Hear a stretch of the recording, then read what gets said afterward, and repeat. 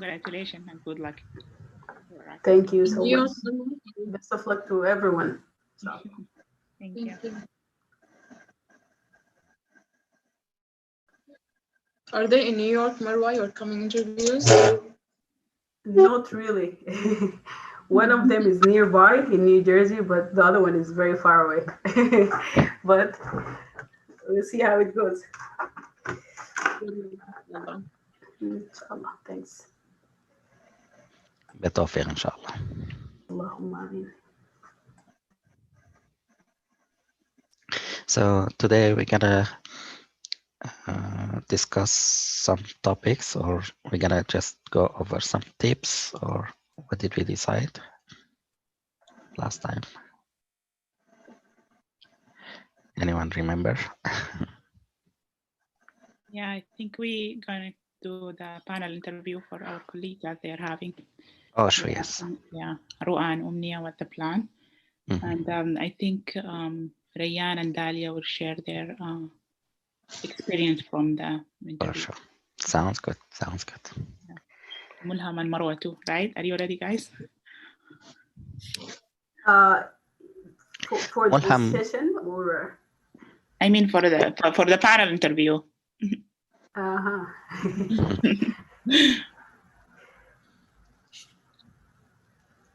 Mulham cannot attend for today, so he apologized for that. Hello, Sami.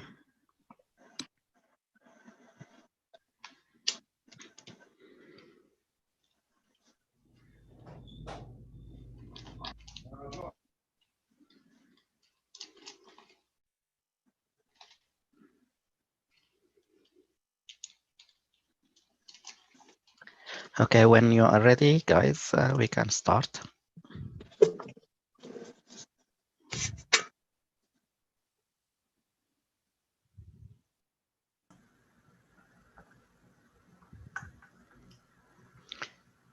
I think the other thing that we thought of just like is starting to prepare for the posters, like starting to design them.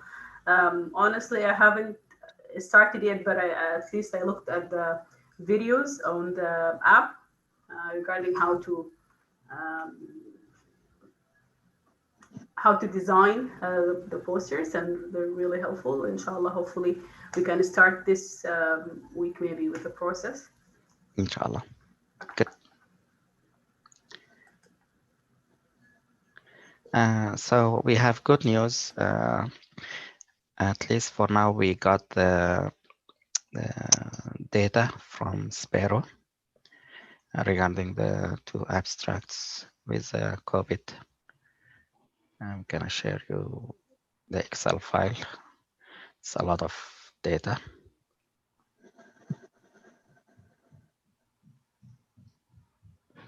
So we have the age and how long they stayed, and if they are expired or discharged home, and then if they were admitted to the ICU, and then the comorbid conditions. So it's a big file. That's good. This is great. Yep, about 439, which is good. So maybe we can discuss later about how we can use this information and then analyze it. That's really great.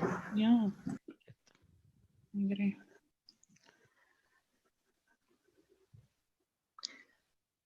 Okay, let's start with interview.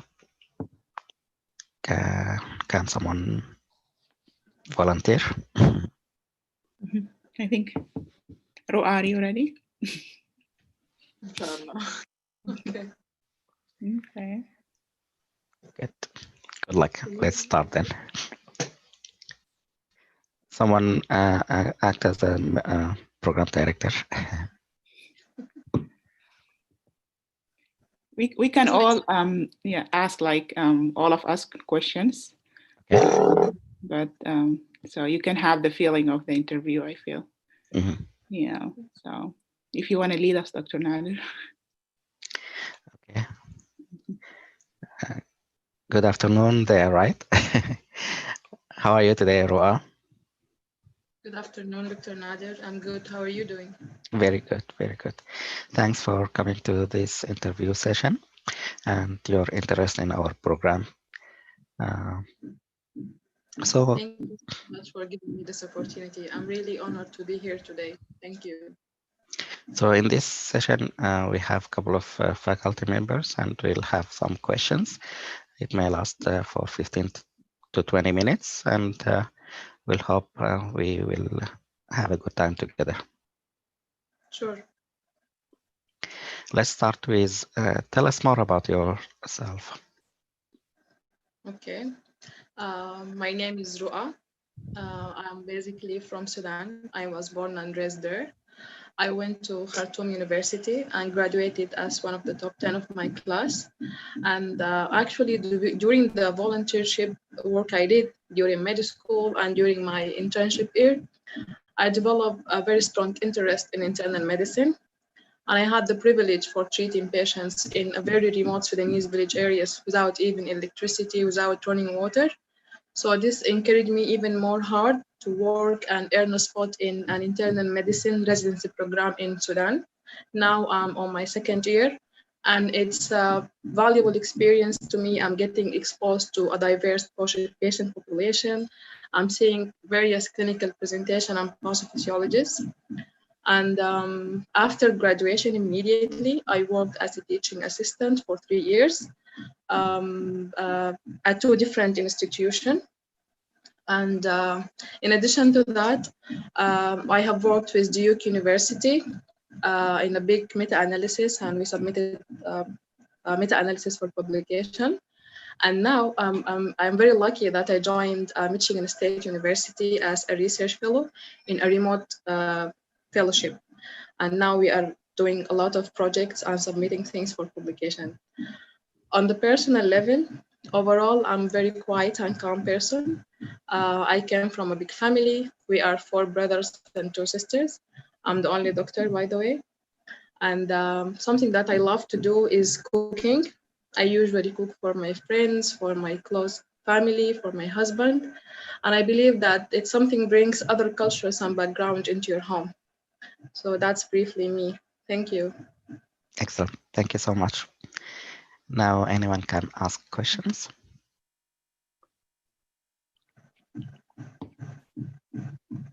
Excellent, Dr. Roa. Thank you so much. I'm Lubaba. I'll ask you a few questions. Thank you for explaining to us. You have a rich experience. You have exposure to multi different areas, and we are lucky to have you. Can you tell me more why you are interested in internal medicine? Sure. First of all, thank you, Dr. Lubaba. I'm really glad that I'm having this chance talking to you. Actually, I have a personal experience during my teenage years. I lost my best friend and my cousin because of SLE complication. And at that time, I decided that I want to be a doctor. I want to end young people who are suffering from this disease. So I work hard and entered the medical school. And when I worked in the volunteership where we provided medical services to the underserved area, I found internal medicine is a specialty that make you exposed to a diversity in patient population, whether this diversity in terms of socioeconomic status, demographic backgrounds, and even the clinical presentation and complexity are various, and you can have a lot and get a lot of knowledge from this. That's why I chose internal medicine as a specialty. Hope this answered your question. Thank you. Thank you. Thank you. Great.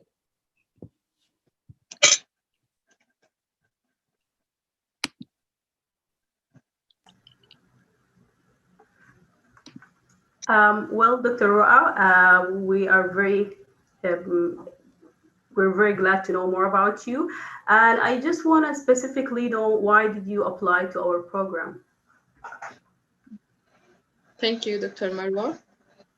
To be honest, I thought long and hard before choosing which program I'm applying to.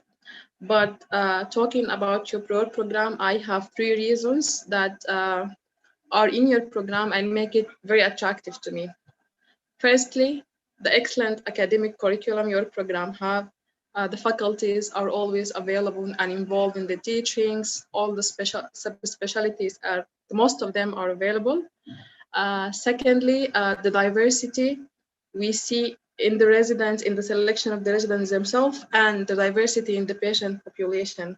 We have exposure to each kind of disease, like different clinical presentation. So this is something that's really valuable.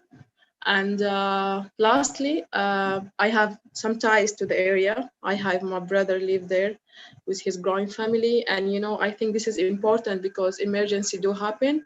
And it's important to have like a support system because, it's like 3 years of your life. You're going to spend it all in this place. So that's why I chose your program. Thank you.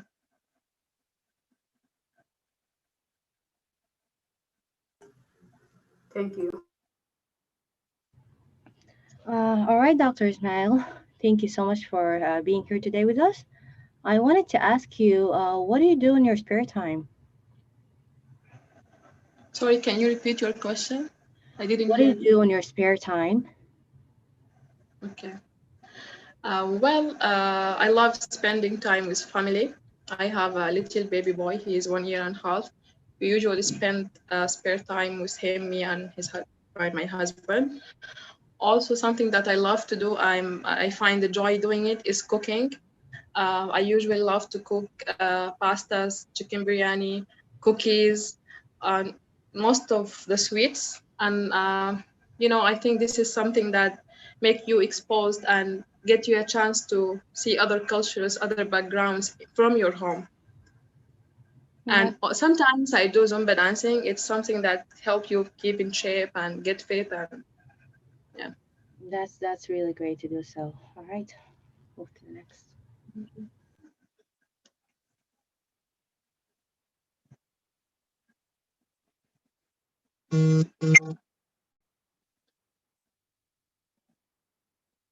All right, I do have another question. Sure. What are the things that you think you're going to add to our program? Thank you, Dr. Dalia, for asking this question. Actually, I'm a person who had exposed to a lot in his clinical career.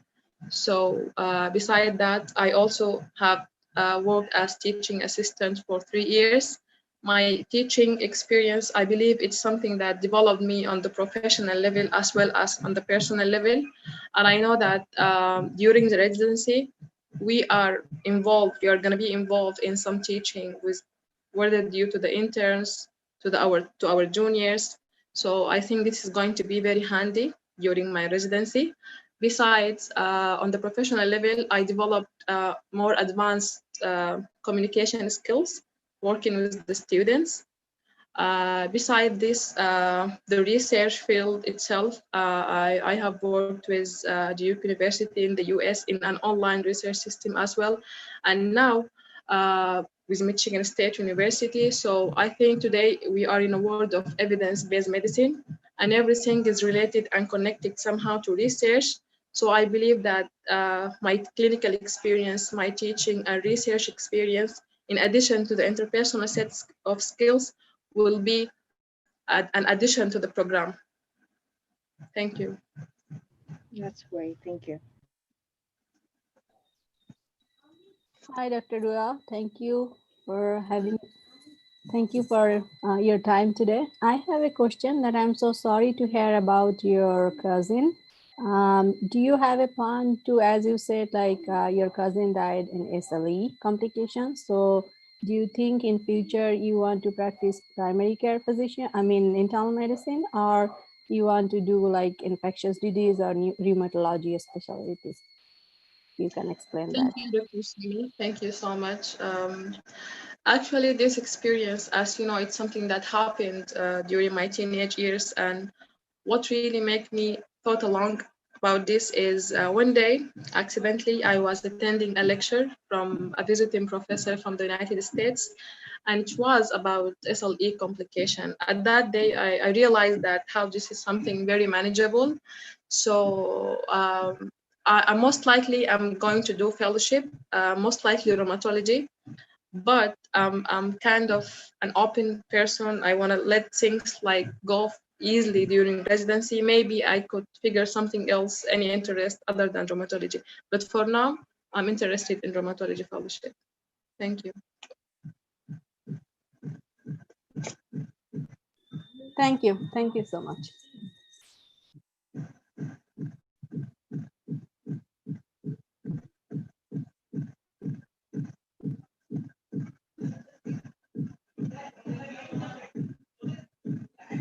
Dr. Nader, you are muted. Thank you so much. Can you tell us more about what you think your strengths and what you think your weaknesses, if there's any? Okay, sure. Regarding the first part of your question, my strength, I think I'm a person who is really committed and goal-oriented. Like I stick to what my plan is and what my goals are. And whenever I find any obstacles or difficult circumstances, I kind of adapt myself to get along with and to stay focused on what I wanted to do.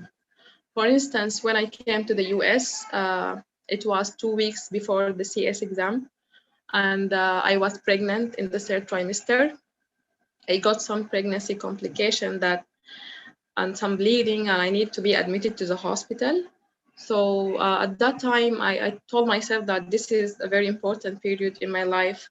Even if some emergency happened, I need to be focused, try to practice with my friends when I get out of the hospital. And eventually I made it. I passed with high performance. So I think being committed and goal-oriented is one of my strengths. Regarding my weakness, I don't know if it is a weakness, but it's something that I used to do during the internship. And when I realized it is affecting my life, I started to follow like some methods to change it. I used to stay like extra hours at work when doing when I have a duty, for example. Sometimes this even started to affect my social life balance. So when this happened, I stopped this. I tried to be more organized, like to have a checklist to do. Told myself that there's certain hours should be spent at the hospital and the rest is for my family and for my social life. And I used even an alarm for that, making sure that I delivered the best care for the patients. So this is something that I used to do in the past, but now I'm kind of more controlling in that. Thank you. Thank you so much.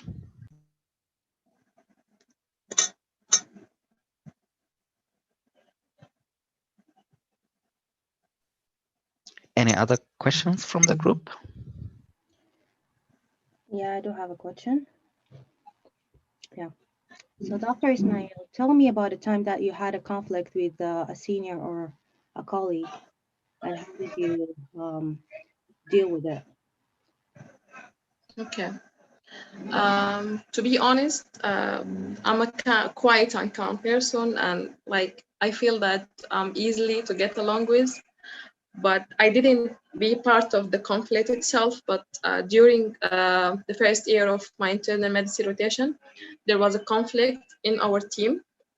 Two other parties were involved, and I was a team member from this group.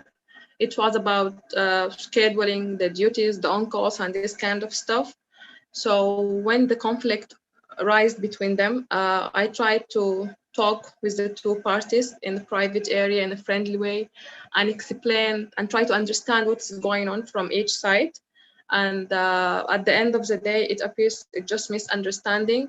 And I felt my role was really appreciated because things were resolved after they talk in a friendly way.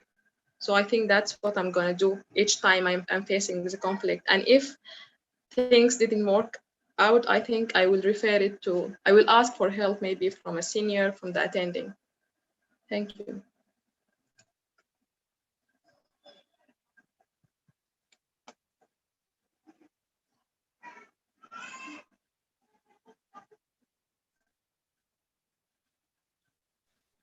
Excellent. Thank you for all your comments and answers and sharing all this information with us. Any more questions? Well, I have a question for you, Dr. Roa.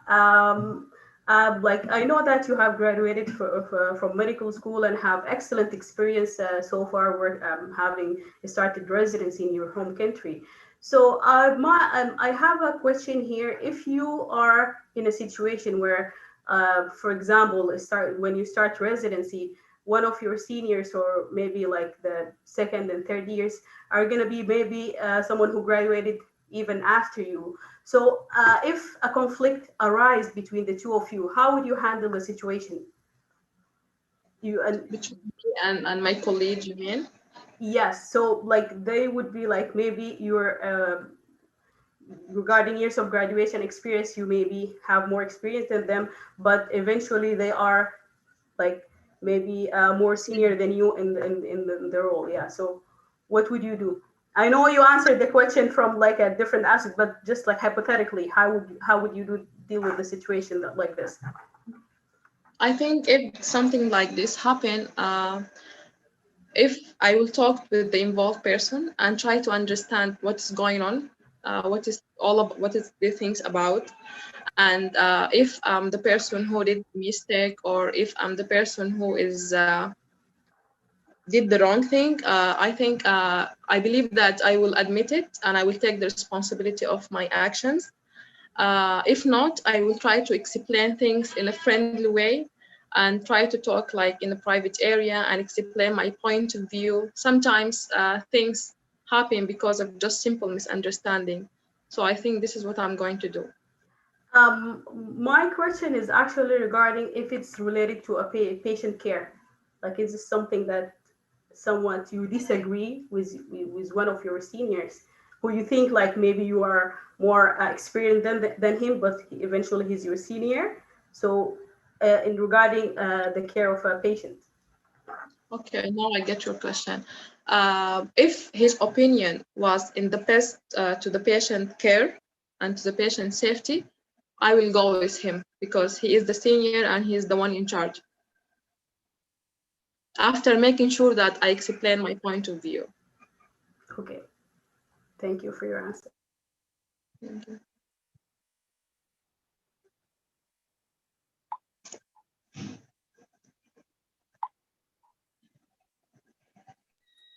Okay, I have a question. Sure. So how old your child is? He is 1.5 years.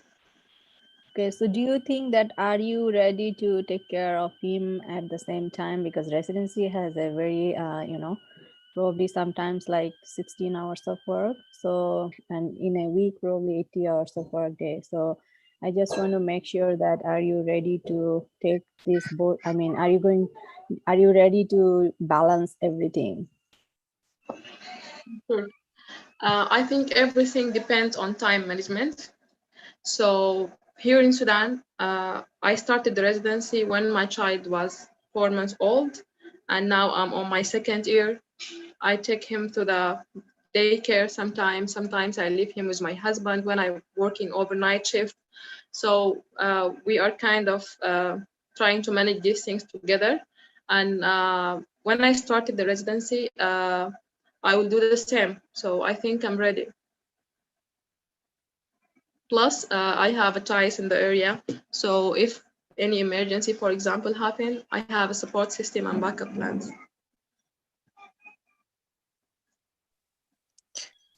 Oh, thank you, Dr. Roa. And I have one question for you. I understand that you're currently doing a residency in your internal medicine residency in Sudan. So I'm interested to know what makes you decide to do a US residency, or basically cut off your residency year in Sudan and come to the US? And I just want to know your reasons behind that. Sure. The year before, in 2019, I came to the US and I did observeship and externship in different hospitals in different states. And I realized how the differences between US and Sudan. In Sudan, we are trained to be like a good clinician because we lack of resources, the lack of investigations, the image. And despite all of this, we are trained to use our clinical sense, do proper history, take proper history and do thorough clinical examination to reach a diagnosis. And we even sometimes depend on that to formulate a plan and to start the treatment. And if all this happen, sometimes things will be challenged by the availability and the affordability of therapeutic options. So when I came to the US, I noticed how everything is different, starting from the infrastructure, the availability of every single investigation, the images and everything. So beside that, I learned about the electronic medical record, whether Epic or Cerner. And this is something really advanced and important because you have the records in front of you. Everything is written, and whenever you need it, you can go and check. Beside that, I loved how the communications going between the residents themselves, between them and their patient, between them and their faculties. Besides the knowledge I get from the teaching sessions I attended. So when I did this observeship and externship and finished my CS, I decided that US is the place that I wanted to get trained in. So that's why I decided to come. All right, thank you for responding. Thank you. Okay, Dr. Rua. So what I understood from that question, so you want to pursue US residency and like gradually leave your, like Sudan's internal medicine residency because you think that's a better opportunity for you? Okay, so I wanted to get the best training, and I tried to explain how things are different. So everyone would love to be in the best place in the world, and then maximize his knowledge and his efforts. Maybe one day in the future, you can be handy to your local community, to Sudan. so do you have a plan to go back to Sudan after residency? Well, for now, I'm trying to be more focused. So I plan to first of all to take step 3 and finish it before the start of the residency, and then during the residency itself, I would like to work very hard and like at least win one recognition award yearly. And after the residency and doing my dream fellowship, I think I will spend a couple of years to take more clinical experience as a specialist. After that, I think I might go to Sudan and try to be beneficial to my local community.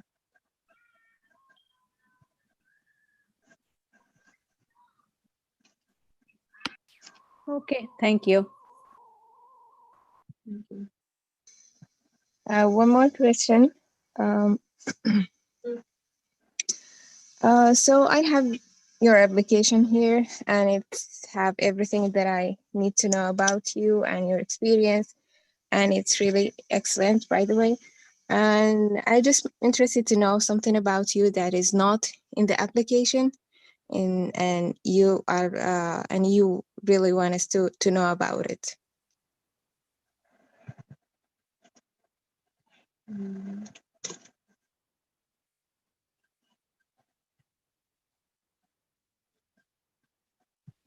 So let me reframe the question for you.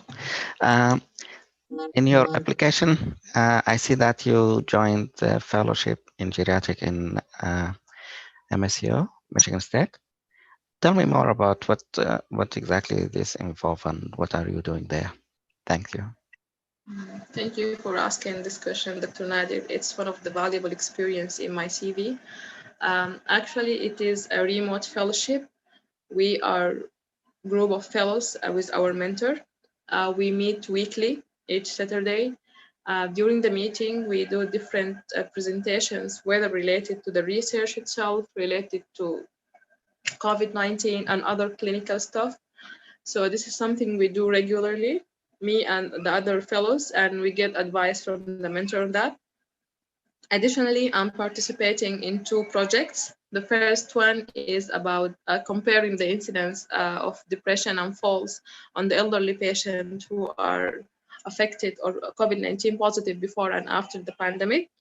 And the other one, the second one, is about evaluating the risk factor or the indicator of severity in elderly patients who are affected with COVID. In addition to that, now we submitted 5 abstracts to the AMDA meetings. So this is what we are doing for now briefly. And now we got IRB approval from the hospital and we are working on data collection. Thank you. Excellent. Thank you.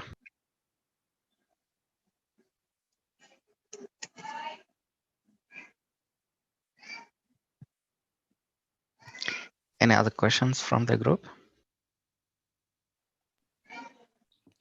I think this might be the last question. Thank you so much for your patience with us, Dr. Roa. I think you partly answered this question, but where do you see yourself in 10 years from now?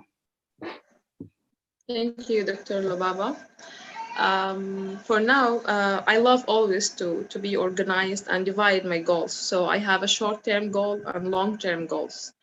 My short-term goal is to finish step 3 before the start of the residency in July 2020. Actually, I was planning to finish it this year because of the COVID situation and this stuff I couldn't. So this is for now. And then when I got acceptance in the residency, I will try in the 3 years to maximize my knowledge in conjunction with the best training that I'm gonna have to be the best physician I could possibly have. And then to at least win recognition awards every year.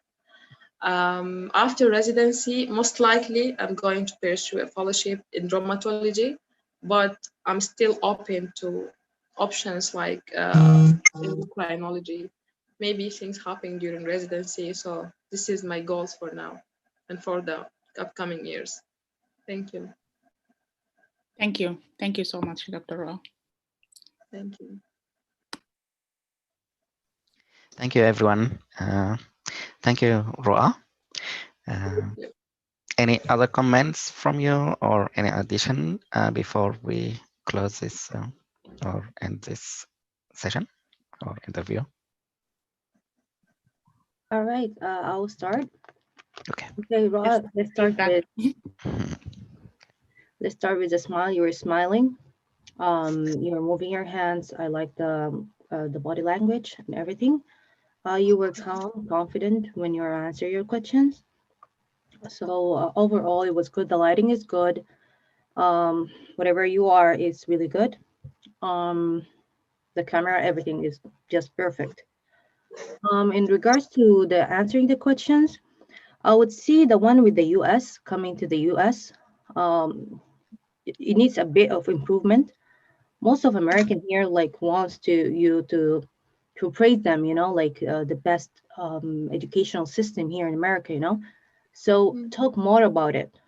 Okay. Yes, you mentioned that the difference between US and America, but I want you to talk more about America, So I think you were very prepared for this one. If you are really prepared for it, it will be awesome. Okay. Thank you, Dalia. You're welcome. I can go next. Thank you, Roa. Thank you for being patient. I feel like we toasted you. It's obvious that the question that you were not expected. But as Dalia said, all of the logistic stuff are very good. Lighting is good. You look confident. You're smiling. Body language is appropriate, and your eye contact with the camera. I feel like all of that were good or excellent. In terms of your answers, tell me about yourself. You spoke very nice about your clinical experience, your personal attribute and your personal life. You talked that you are born and raised in Sudan and you are a graduate of University of Khartoum. But if you met a faculty that is from the Midwest, white man or white woman, doesn't know about where is Sudan and where is Khartoum. So I feel like you need to give them like an idea. Sudan is a warm country, for example, African country, with warm-hearted people or anything like that, and you graduated from one of the top schools actually in Africa and in Sudan, that to give them like a hint of like the area. But that was good. You answered why you like internal medicine. It's good. I like the personal story about the SLE. But I think if you put it in points, it will feel more organized, and the examiner or the interviewer will follow you more. But that's a great answer there. But just put it in points and talk about the personal story at the beginning. And that was good one. What else I wrote? But in general, all of your answers are really good. And yeah, as Dalia said, the one that you're not expected, it's obvious, but with more practice, you will handle it very well. Yeah, the question for coming to US, I feel like your answer, you did not answer the question because you told us that you came for observership, you come for externship. So you already planned to come to US. Okay. Yeah, you can tell that, yeah, medical system in the US is the best in the country, and they want you to praise their country. They don't want to feel like you are going back. I think this is what I understand, or my understanding for now. So if you can keep that part to yourself, yes, I will be in the US, but for example, you are a member of SAPA, you are a member of SAMA, you're doing something to give back to your community from where you came from. So if you are, you can keep that part if you are going back to Sudan, I think, or maybe Dr. Nadir can add to that, because I feel like they don't like you coming here, getting the benefit and going back and not serving the communities here. So tell them that why you're coming from US first, and then you can enforce that, yeah, like your experience compared to what you experience in the US is making you more willing to come here. But from the beginning, you want to come because it's excellent health system and teaching. So I don't have to mention like talking about Sudan and this stuff. And you I do. need to answer it starting from the observership. That's what you meant, right? Because yes, you started answering that you want to come for training because during your observership, your CS experience. So you already planned to come in. You can talk about US as the best country to get trained at. And then when you came here, compared to what you experienced during your clinical experience compared to what you found in Sudan, reinforce your willingness to come here. I think, yeah, you can, yeah, you answer it, but yeah, you just rephrase it. What else? The other thing, yes, we are really third world country. We don't have that facilities. We don't have anything compared to US, but still they don't need you to talk negative about where you come. Yes, with limited resources, we were able to do so and so, but I feel like I can be more experienced or better clinician when I have this experience in addition to what I have with all of the facilities available here. But don't talk like we don't have, we don't. I feel like, but in general, I was trying to say, despite the lack, we are trained to be clinicians, exactly. But maybe this, yeah. Let's rephrase it in a way that doesn't look like you're talking negative about your country. And I really like your strength and your weaknesses. It's a really great story, and it does show your determination, your commitment, and you are goal-oriented. This is very great and nice. But overall, you did excellent. You nailed it. Okay, thank you. Oh, may I go next? Yes. All right. Thank you, Roa. Thank you for being patient and answering all our grilling questions, as Lubaba said. And I just hope that this is the hard part and you go to the easy part on your interview day. So for the positives, first, you look comfortable. You answered the question flowly. the lighting and everything, like everybody mentioned, it's perfect. Your contact, your eye contact, you're answering the question, the speed of the answer is, I felt, is quite good. For some advices or some, like, maybe you can, when you talk about yourself, you don't need to mention your name at first. You don't say, my name is Roa. I know you're like maybe anxious, you know that, but you said it anyway. Secondly, um, on my questions, I answered you, why do you want to pursue a residency in the United States while you are already doing residency in your home country? And as Lubaba said, you talked about doing observership. So I think they need to know why in the first place you decided to do a USMLE and eventually do a US residency.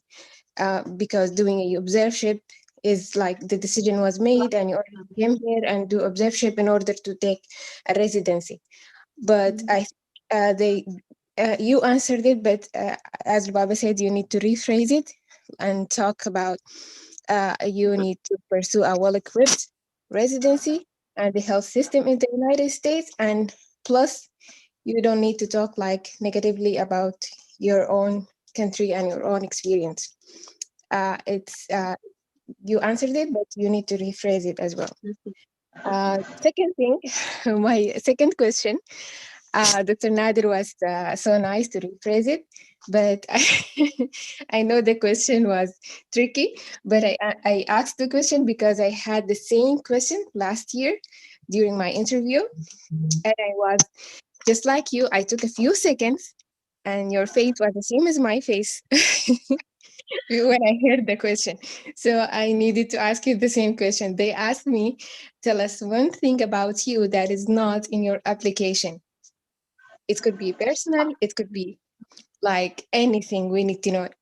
Like, it could be personal, it could be something that you are doing right now is not in your application. Like for step 3, like something like that. So that's the question I got, and I wanted I wanted to answer to ask it to you. But overall, you did great. You were confident, smiling at the right parts, and just wish you best of luck. And thank you. And I love that. I'm sure that at one interview I will get unexpected questions. Of So course, yeah, for of something like course. this. Yeah, just always prepare yourself for the unexpected question, and give yourself like a brief pause the same way that you did, as if you're thinking about the answer. One more thing I forgot, when I asked you, where do you see yourself in 10 years? You spoke about your professional life. You didn't speak about your personal life. You need to add a little bit about your personal life so they can know you as a person. And I feel like if they ask about something that's not in your CV, if I were you, I would talk about something personal that make them to remember me. I think this question, like, yeah, to remember Ru'a, what about Ru'a? Exactly. Yeah. So, and I think you just keep your story for the determination. I really like it, and I think this is something memorable. They can remember you with it. Is it okay to mention the details, like what I did, or I should? Because I practiced with Marwa before, and she advised me like not to mention the details of having admitted to the hospital and the bleeding, just say pregnancy complications. So what's like the best thing to be said?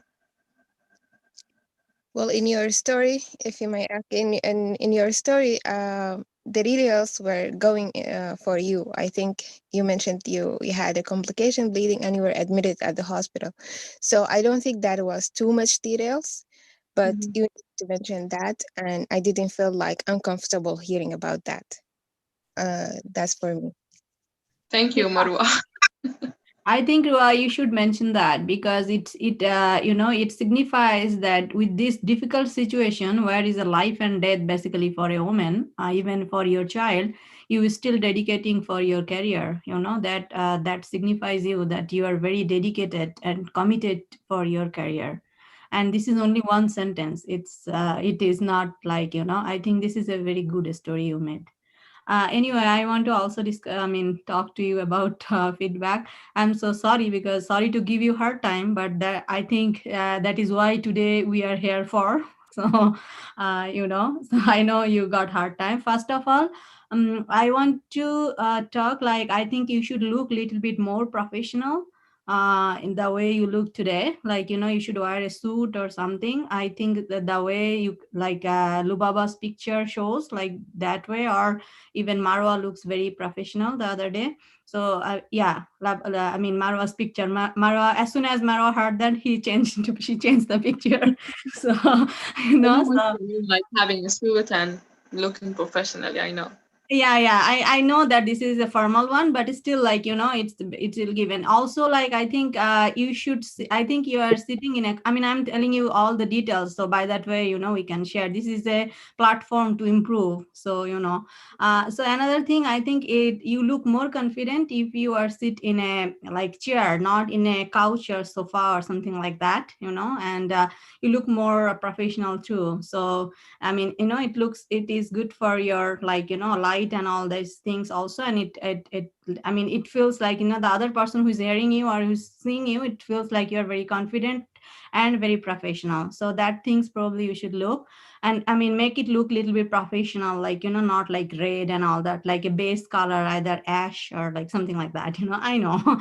And other thing for your, in regards to your answer, I think Dalia asked you a question like, when there is a contradiction. I'm not sure the exact question, but something like that. If there is a contradiction between you and your colleague, Yes. so in regards to that answer, I would suggest, like, if I were you, I think I will answer something like that. I will think about like what is benefiting the patients.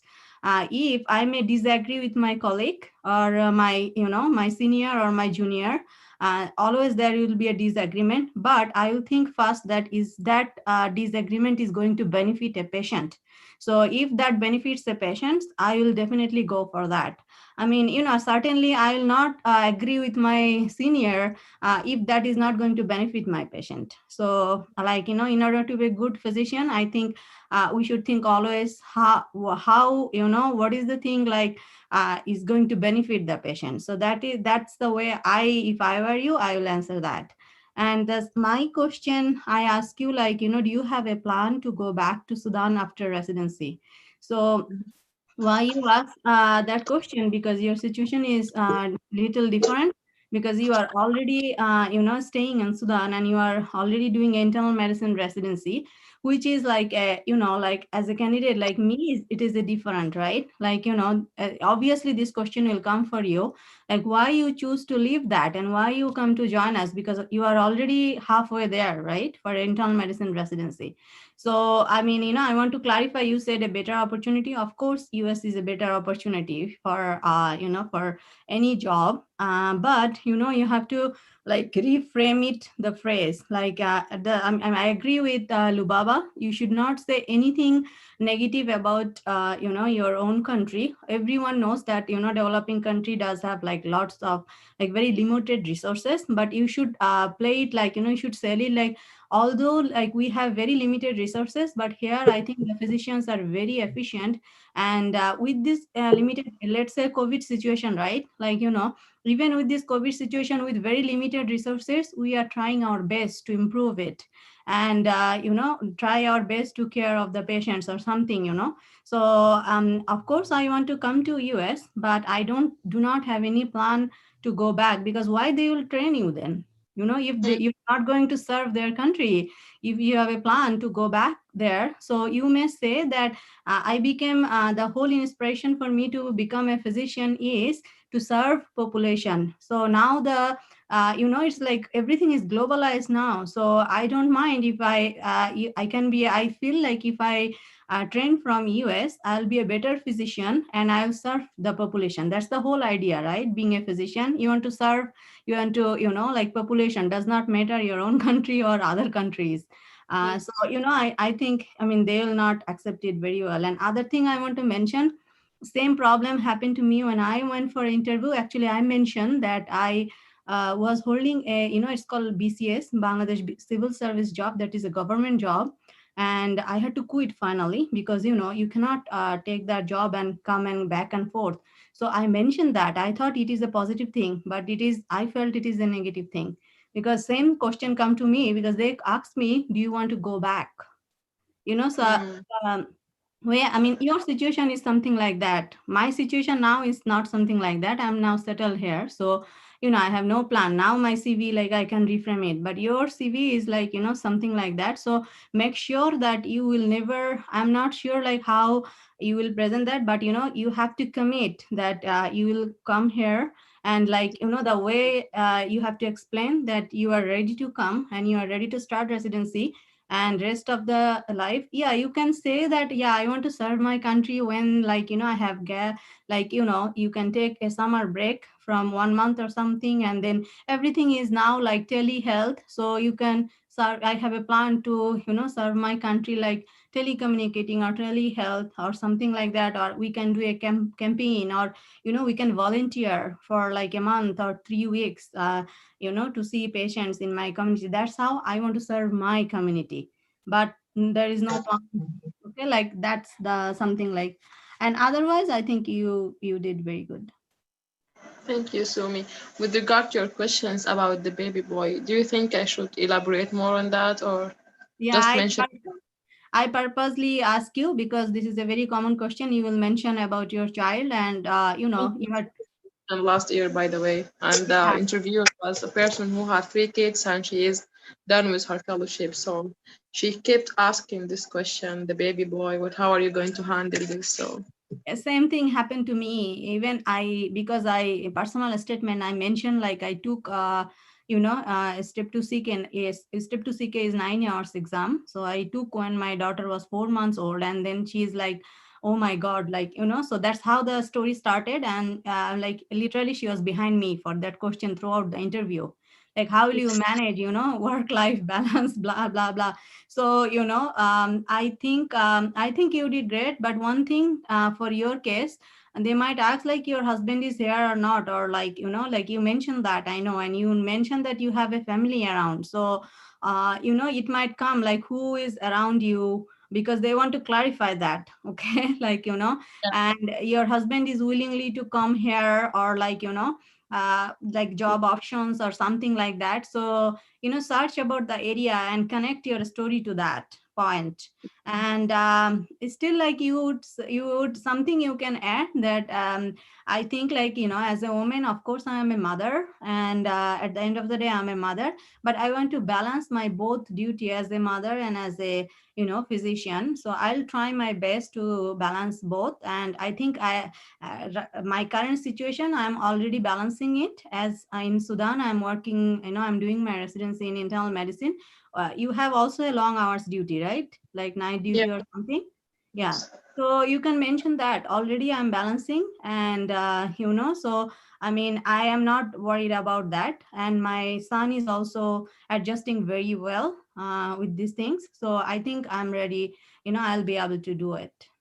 So that should okay. be a point, because you are already working long hours, which is not the case for me because I work 9 to 5, and it's a research job. So, so it's, I cannot, I can say that for you, you probably may mention that. But another thing might come that they might ask, like in Sudan, you have so much family support and all that, where when you come to US, you might have to handle everything on your own. Literally, like although you might be surrounded by your relatives or whatever, but ultimately it's your it's your hand, and everything you have to do on your own.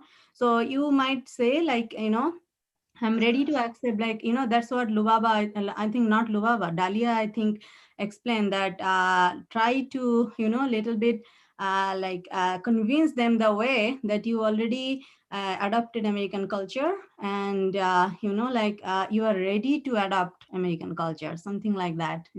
Everybody wants to hear that, I think, regardless that person's origin. Even, I mean, last time, honestly, I went to a program, that person, assistant program director was Indian, but they're like, I mean, he is like here for literally 25 years. So, people adapt in American culture. So I think regardless of their origin, everybody wants to hear from you that you are ready to adapt this culture and in all other things. Okay. Thank you Thank so you. much for the feedback. Thank you. All right, I just have a tiny disagreement with Azza on the part that told me about yourself, what your name. Mentioning your name is, I think it's fine because some American or mostly oral American cannot pronounce it really well. So if you just say it, I think it's just fine. I would also. That's why, that, sorry for the interruption. That's why I used to like advise people and get advices of not mentioning my name, like start with I was born and raised in Sudan. But for the sake of the pronunciation, that's why It is uh it's not. recently, yeah, you have to start with my name is and mention the first name. Like you don't have to say my name is Ru'a Muhammad. My name is Ru'a, just to make sure they hear you in a First good and way. last name. I would say the last name is important too, because some people like would like to address you with the last name. I was pronouncing your last name wrong. I was saying not as Ismail, Ismail, I would say. So I don't know. I don't think it's a big deal to say your first and the last name that is addressed on your CV.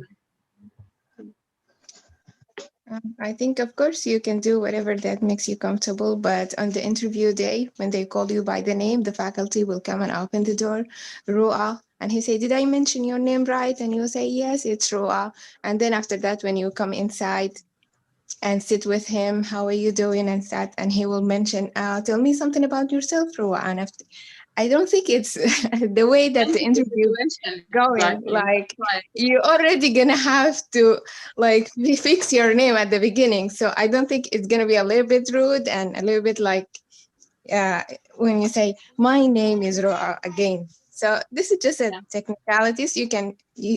Sure, whatever It that you depends feel on comfortable in. what happens Yeah. at the end of the interview. Yeah. Hi.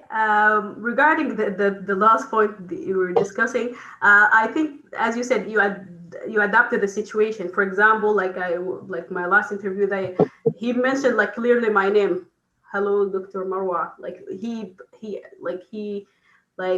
mentioned my first name. So I didn't have like it would seem a little bit unrealistic, like or like something strange if I mention my name again. My name is. Yeah. But if they mention like you like call you by the last name, maybe you can mention your name again and just like to maybe it's appropriate in that situation. So according to the situation, all right.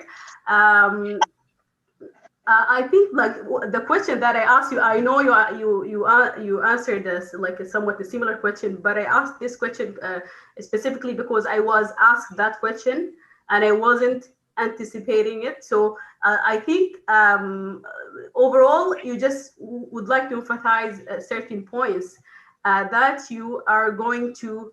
The thing that you care the most is what is in the best interest of the patient. Okay, so like if it's like someone has a like something like plan in mind and you think this is going to be something like from your experience it's not going to help the patient or it's going to be harmful, you would like to emphasize that you will ensure that the patient is safe. Okay, if like just like it depends on how they ask the question, but you would like to mention that the ultimate goal is to provide the best care for the patient, and according to like the situation, you're going to be respectful in discussing your opinion, and at the same time you are someone who respect hierarchy, but at the same time who wouldn't shy of saying my opinion if I think this is the right thing to do, or I think this might have significant outcome or like a significant impact on the outcome for the patient. Just like this is overall the idea. I believe. I'm not sure. Just like this is how I answered it. So it doesn't have to be perfect, but I think this is like the general theme. Like when you are asked about such questions. Um, What else? I think otherwise, all the thing that I wanted to mention, everyone already mentioned. So I don't think I have any other thing to add. Thank you, Marwa. You're welcome. Thank you, Marwa. You remind me regarding your question. I really like it. Like conflict with your senior, despite that your senior is a fresh grad or somebody graduated after you. I feel like if they ask you this question, they feel like your clinical experience, you will feel you are superior to other people, that you have the clinical experience, you expose to patient, you will try to impose whatever you learned. I feel like you are in a good ground to object the plans here. So I think that the same answer you said reiterate the importance of patient care first, and you maybe you add that you are here to the system, as she said, respect what they do, you respect your superiors, and maybe they have a different policy that you already followed back home. You are open to understand their point of view and in respectful way follow them on that. So that's a really good question. I think we should be prepared for it. The other Yeah, piece what is, if they mention yes, go ahead. my opinion is I'm insisting on, or I think that my opinion is for the best care of the patient. Should I insist on sticking to my opinion, or I should mention that I will go with their opinion at the end of the day? Yeah, so You know what I mean? yeah, I understood your point. You tell them that, yeah, you showed them your opinion, and you respect what they tell you, and you are open to understand their plan and follow them, maybe because it was a different policy or you did not train here, something that you don't know. So they don't want you to feel, I hear the stories about this, like people getting in conflict because some people practice outside of the United States are more dependent on their clinical skills and and they have more clinical skills than here, than people trained here, and they try to prove a point. So that's where sometimes some conflicts happen. So you want to assure them that you are not going to interfere with the policy that they are following, but you are happy to share your opinion and why you did that. This is my opinion. So Thank yeah. you. You're welcome.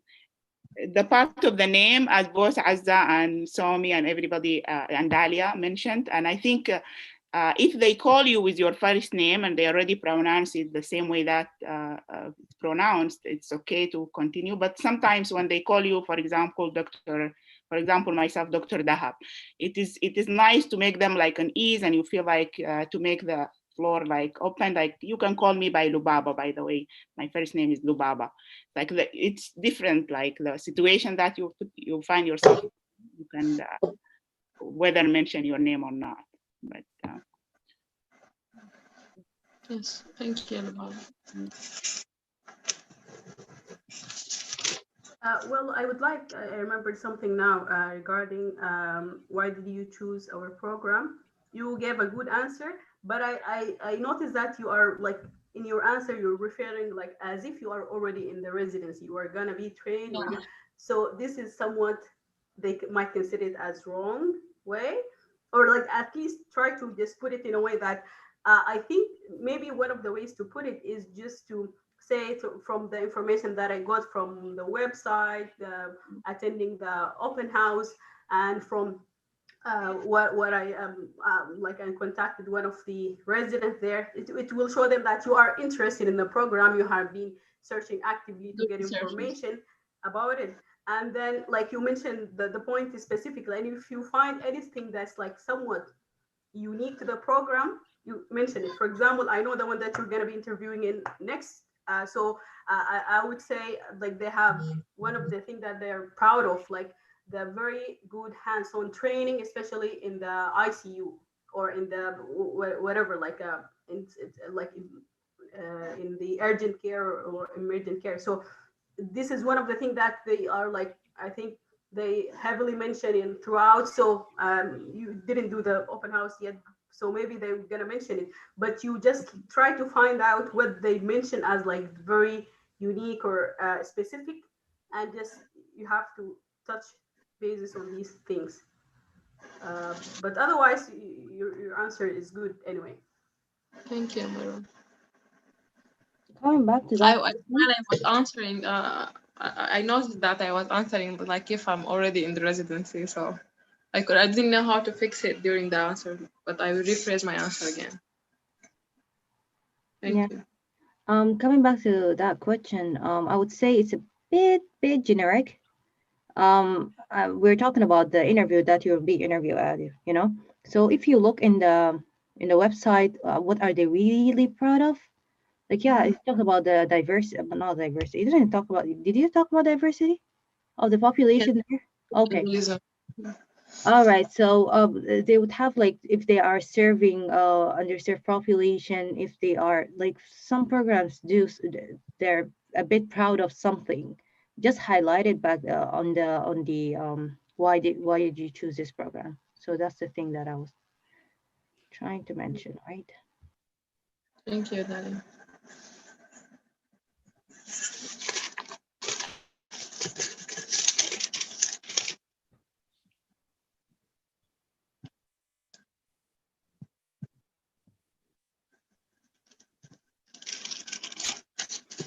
Excellent, excellent interview questions and comments and feedback. And thank you, Roa.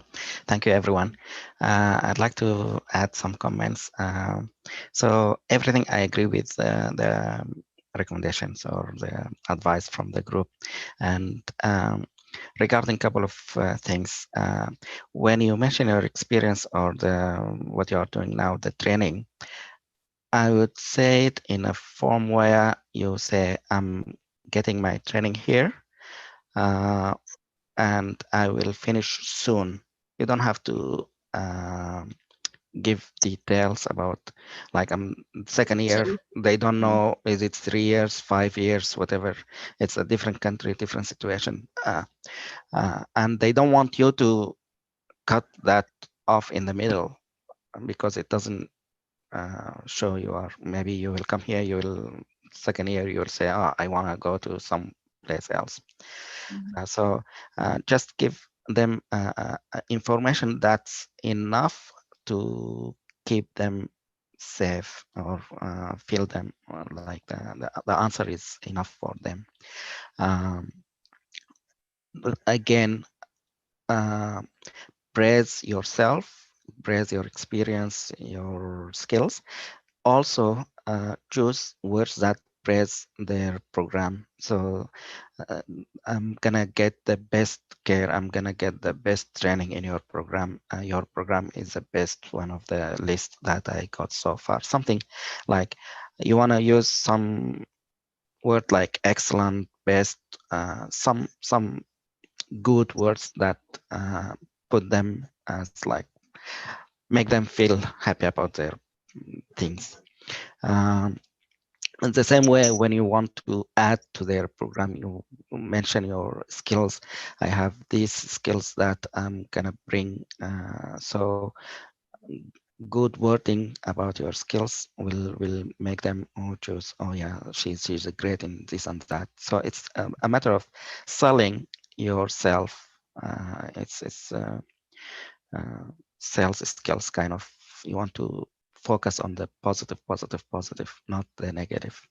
As a group here mentioned about Sudan, or just mention a few words about lack of equipment, lack of resources, and that's it. You don't have to go into details. They are not interested in X-rays, their availability there, or MRIs there. They want you to come here, work with whatever they have here. The other part, if you want to go into details, think about what the details you want to give. If it's gonna help you, mention it. If it's not, I don't think you need to mention it. Try to give them details that they will, it's like a bet, like they will ask you about it more. Tell me more about this, tell me more about this. So in your answer, you think about what you want to tell them more about and give them the answer with a short sentence. Let's say, if you want to talk about the fellowship, let's say. So we meet and we discuss and we go about geriatric medicine. So you put the word geriatric medicine, for instance, so with expectation that they will ask you about, tell me more about this geriatric. So you tell them, oh, we discussed some topics and we know that the geriatric population in US is increasing, something like that. So, and we are interested in doing research. So they will follow you. You lead them to what you want them to hear from you. Um, that's the best way, is when you put an answer, you think about what you want to lead them to ask you what the following questions. And this, I think, goes back also to the question about you have a kid now, or it has two, like the so positive and negative. So think about it. If it's gonna add things to you, mention it. If it's not gonna help you, I don't think they need to know about you have a child now. Uh, it's tell them what you want to tell them about you, that they can follow through with more questions about you. About cooking, you want to mention, I'm interested in cooking and cook my friend to my friend, my families. And also I searched the YouTube about new things, and I found the Chinese food that's awesome, whatever. And then they catch this phrase, for example, what Chinese food, what kind of things that you found interesting, something. Um, I think uh, that's these are the points that I want to share with you. But in general, I think you did great. Your answers were perfect. You need just to polish, practice on them, and then the group gave you very good feedback. Thank you. Thank you, Dr. Nader, and thank you everyone for your questions and for your input. Mero, I think you want to say something. Yes, one final thing. I think what you can say, this is just a suggestion and modify as according to your situation. Regarding why did you want to come to the US or this, you can say that I wanted to get training in the US from the start. I think you already mentioned like this story, you said this in your personal statement or something like this.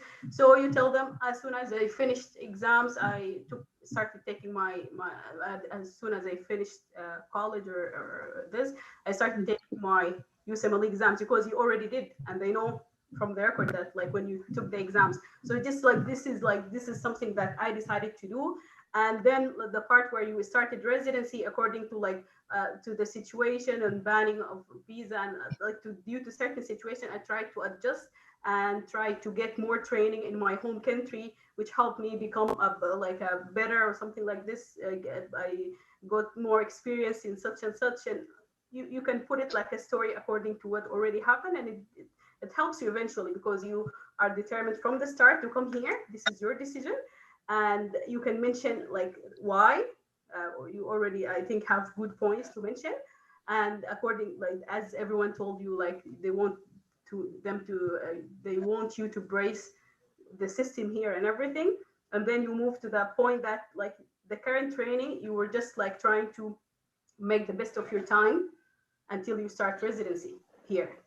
So this is like was your plan from the start, and it's not like you're gonna cut the residency because you change your mind. You already this is was your plan, and this is just like That was something to yeah. So I think that way might be helpful. Just try to put it in a good sequence. Thank you, Maru. Thank you so much. I have one question for Dr. Nadir and the group. There's a common question. I really don't know how to answer it. When they ask you why we should pick you, or what you will add to the program, what is the best way to answer this question? Should I mention like details about my past experiences, whether clinical research, teaching, or should it be something like generic, or why Can I you and what suggest are you going something? to add to the program? I think I think you like maybe a good way. I'm not sure, but like maybe a good way to put it is just like you can say the experience that you have in form of clinical teaching and research are gonna be valuable. But I think what makes me stand out is my interpersonal skills and blah blah blah. So in this way, you already mentioned the part that you have skills and experience that are gonna be handy and helpful for you to be a good resident, and at the same time mention that like the focus is not just that, it's just like what I provide as a person, as a team player, as having good interpersonal skills. And I think that's like maybe more like is a good way to Personal. phrase it. Yeah, maybe. Thank you, Marwa. Dua, I think you are you have a very strong point. If someone asks you, like, what you are going to add to our program, you have a very strong point because you are already in internal medicine residency. I mean, in back home, and you are treating, internal medicine related problems every single day. So you are like, I'm not sure. I mean, I think you are not very far away from your graduation either, but you are currently active in clinically, which is a very which is I mean, I think that's like the best thing you can sell for yourself. Very few people have that. And another thing is you have a experience, one thing. Another, you are currently enrolled in a internal medicine residency and you are aiming for, so you can sell like that. I want to extend my knowledge, like I am already in there and I want to extend my skills. That's why I'm like that. It is not like you are doing something like internal medicine and you are here today for psychiatry residency, so that is going to be very hard. You are there for internal medicine, you are already doing, and also today you are there for internal medicine residency. You should regardless your research, regardless your teaching and whatever, not, I think that is because you are very clinical and that's what they want. I think, if you have a clinical experience related to their field, that is the best selling point, regardless of research. How much time you are going to do research when you will be in residency? I mean, literally of your 10% of your whole, training, and 90% of the time you will be dealing with patient, right? So if you Yes. have that, so you should sell that. As probably I don't have that, I can sell my experience as a research, but that is again in residency. I'm going to do research 10% of my time, 90% of my time I'll be dealing with the patient. So you have that, you should sell properly. That one I would suggest. Thank you so much. I agree with both Marwa and Sumi. So put it in or frame it in a way that you are coming with the experience or the skills that will help them, and also put some words about the interpersonal skills. You are a team member, team player, something like in a form where you put positive things about you working in an environment like training residency position. As well as if you want to look at it in the future, if it's a academic area, maybe you can mention that one of my plans is to be a faculty or academician or something, so that you can teach in the same area. Or so that might be something that, because some of the program will look at you as, are you gonna stay here? Are you gonna be join them as a faculty, something like that. So if they are in need for someone, it will be beneficial for you that you mentioned that you have the experience, you are friendly or team worker, and then a little bit of the plans ahead, if you think they are interested in someone who is teaching or someone who is gonna stay in the area, something like that. So thank you. Thank you, Dr. Nali. Thank you.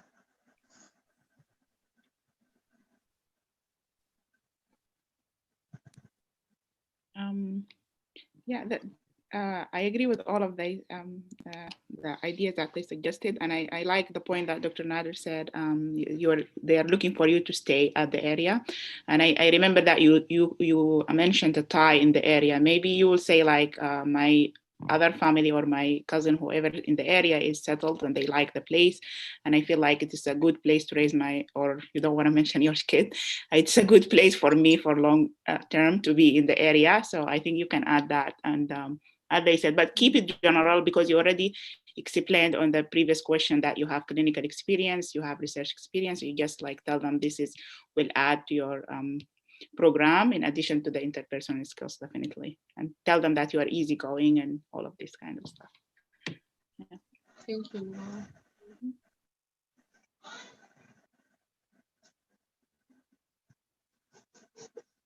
Thank you, everyone. This is really very super helpful. Thank you. You're welcome. Thank you. And thank you, everyone. Any other comments or any? We didn't hear from Tumadur or Ali. I didn't want to put you on a spot, but anything else, guys? Or should we go to the next part of the discussion? Well, one thing I wanted to share, in the interview process, you might have one or two on the screen. So when you are talking, try to also interpret their reaction when you're answering the question, if they are agreeing or they're surprised by your question or by your answer. So in this mock kind of thing, I'd love to see other people who are asking question to put the camera on so that when she answer you guys, at least she interacting with your response to her question, answering questions that you asked. In the future, if we are going to do that, please put this in mind so that everyone who is involved in the discussion might turn the camera on so that the person who is interviewed is kind of practicing also body language interpretation, if that makes sense. I know Marwa and myself were the only one on the camera, so I think it made it easy for Roa to answer questions for the others because it's just names on the screen on her. But if the person is actual there with facial expression, it may add another layer of skills Hard for time. you, Roa, to, yeah. One thing Dr. Nadir Mulham advised me with is making the interview from the laptop. It's hard, like when you look at the camera, they know that you are looking at the camera. And when you are looking to the screen, it's obvious that you are not looking at the camera. So if the connection is good and the camera of the phone is good, I think now I'm using my phone. So the phone is easier, I think, because the camera is near the screen. You can see all the people in a narrow space. So I No, think it's for you, I have no problem. I mean, your view is excellent. Your camera position is excellent. Your face, your body, like your hands. I have no problem seeing you. I think this is excellent. If you want to continue with that, but for the rest of the group, if Lubaba, for instance, wants to ask you a question, and it's not only the question to practice on, you can give the answer. But if Lubaba is just putting her image on the screen, it's different if she is already on a video like me and you. there's Because if you answer, let's say, I have a child, and in her in interaction with you, she's like opening her eyes wide, then you see, oh, should I continue with my child's story, or this is not a good thing for me to continue? yeah. I think Mulham mentioned that in one of his interviews, that he gave an answer and the body language from the other Change. who asked the question made him change or play a little bit with his words. So I think sometimes that might happen. I'm not sure how it will play for you, but for the future, if we are going to ask people questions or something like that, it's better to turn the computer on or the camera on so that they will see how we are dealing with with their answers Are we satisfied? Nodding our head, making them sure that they are talking okay. Are we, let's say, bored with the long answer? Come on. So they will give something as a feedback cues to the answer you gave. But you did great, Roa. Thank you. It's just a suggestion. Thank you. Yes, you're right, Dr. Nader. That's a good point. Next time, inshallah, we will all be on the camera asking the questions. That's great.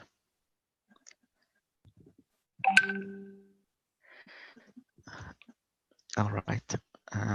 So excellent. Any other comments about this session, or should we go to the next part of the meeting? Dalia want to share her story. Okay. Yeah. Okay. Let's go with the second person then. Dalia, are you ready? For what? I don't know. I thought you were gonna share your experiences. Oh yeah, right. Yeah. Sorry, forgot about it. Sorry. Yeah. So I had an interview on Wednesday, and it was pretty long. However, it was a panel. It was a PD and coordinator together. So I didn't feel like it's a panel because she muted herself, and I was just focusing on the PD. Anyway, so it was a panel and another panel with residents.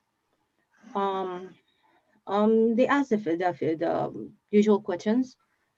They didn't start it by telling me about yourself. They started why this program, and but it was fine. It was about 15 to 20 minutes, and I really couldn't have a 1 second to breathe.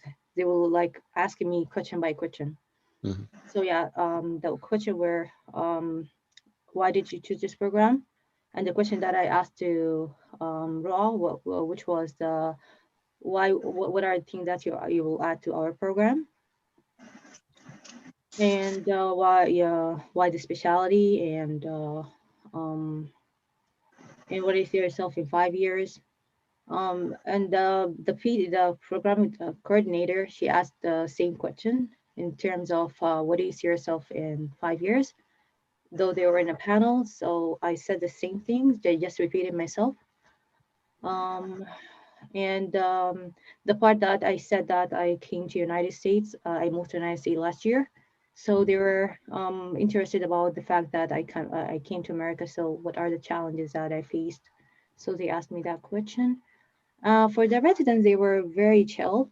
They were really like one of the residents were sitting in the couch. I thought like it's just like a happy hour thing, but it was part of the interview. They were like, "Tell me about yourself." And then, do you have any question for us? Of course. And then, why our program again? They asked me. I repeated myself again. Um, but it was very friendly, both of them. So yeah, that's that. I didn't have any kind of behavior questions, or it's a community program, so no behavior questions. They didn't even ask about the research. So about yeah, they asked me about if I did a residency back in Sudan, and I said no. So yeah, that's that for my experience. Feel Good free luck, to ask Dad. me any question. Thank you for sharing. Thank you. All the best. Thank you and good luck. How did you feel during the interview, Dalia? Was it intense? Was it relaxed? Was it with a PD and with a residence? Well, I forgot something about the introduction. When they were talking about the program and the PowerPoint, before they were like, okay, so with the other candidates, so talk about yourself a little bit and tell us a fun fact about you. I was really uptight back then because I was really intimidated by the other candidate. They were all American grads, and I didn't have anything in my mind at that time about the fun facts. So I was very, very uptight. I just told them about the very, very like very scientific. I was just telling them very highlights about myself, and that's it. But the other candidates were really like friendly, and they were like telling some funny facts about themselves. So I think um, like I want to give advice for other people, like just try to be relaxed. Yes, I was really intimidated, but I will try to be relaxed in the next time. When I was having the interview with the PD, I think I was more relaxed because I saw him speaking on the beginning about the presentation stuff.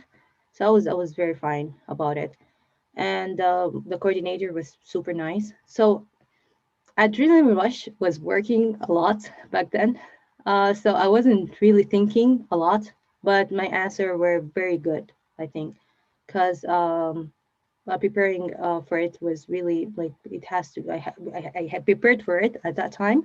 I didn't stutter because they didn't even give me time to to think about the answers. So that was I wasn't feeling like stressed or anything. I wasn't feeling anything back then. Literally, I was just answering the questions. And then the residents were super nice, so I felt like very relaxed when I talked to them.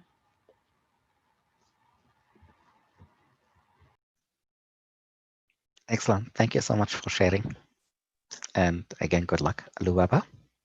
Thank you so much, Dalia. I'm just interested to know about fun facts other candidates mentioned. I'm thinking Yeah, there were. with that question, maybe I will talk about the revolution and how people, the recent revolution in Sudan and how people made like songs about it, and it has been something that's still lingering in our heads. Maybe this is the thing that came to my mind when you talk about it. The fun fact. Yeah, but I'm interested to know what other candidates talked about. Well, the other candidate were very like I don't know. They were talking. They're really black after they're American, you know. So one of them, she was talking about her cat. She adopted a cat, and the cat does not like her. She goes to her parents, and she's trying to show the cat other cat's picture just to make her jealous. Like, if you're not going to behave, I'm going to replace you. So she was so friendly. And one of them, he was talking about that he has a twin. And yeah, and the coordinator, she said that she wanted to be a cancer. It's just some kind of fact. It doesn't have to be funny. So the one that you mentioned right now, it's just have to be something out of the medical field. I wasn't talking about anything out of the medical field because I was really uptight back then, but I've learned from it, you know. So whatever you're comfortable with.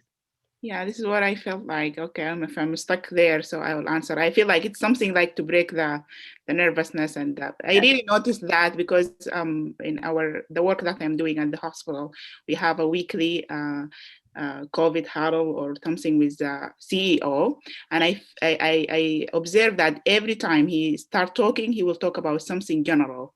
Like last time, he was like, okay, he turned the wrong way. Because he was listening for a song that he hadn't listened for it for years.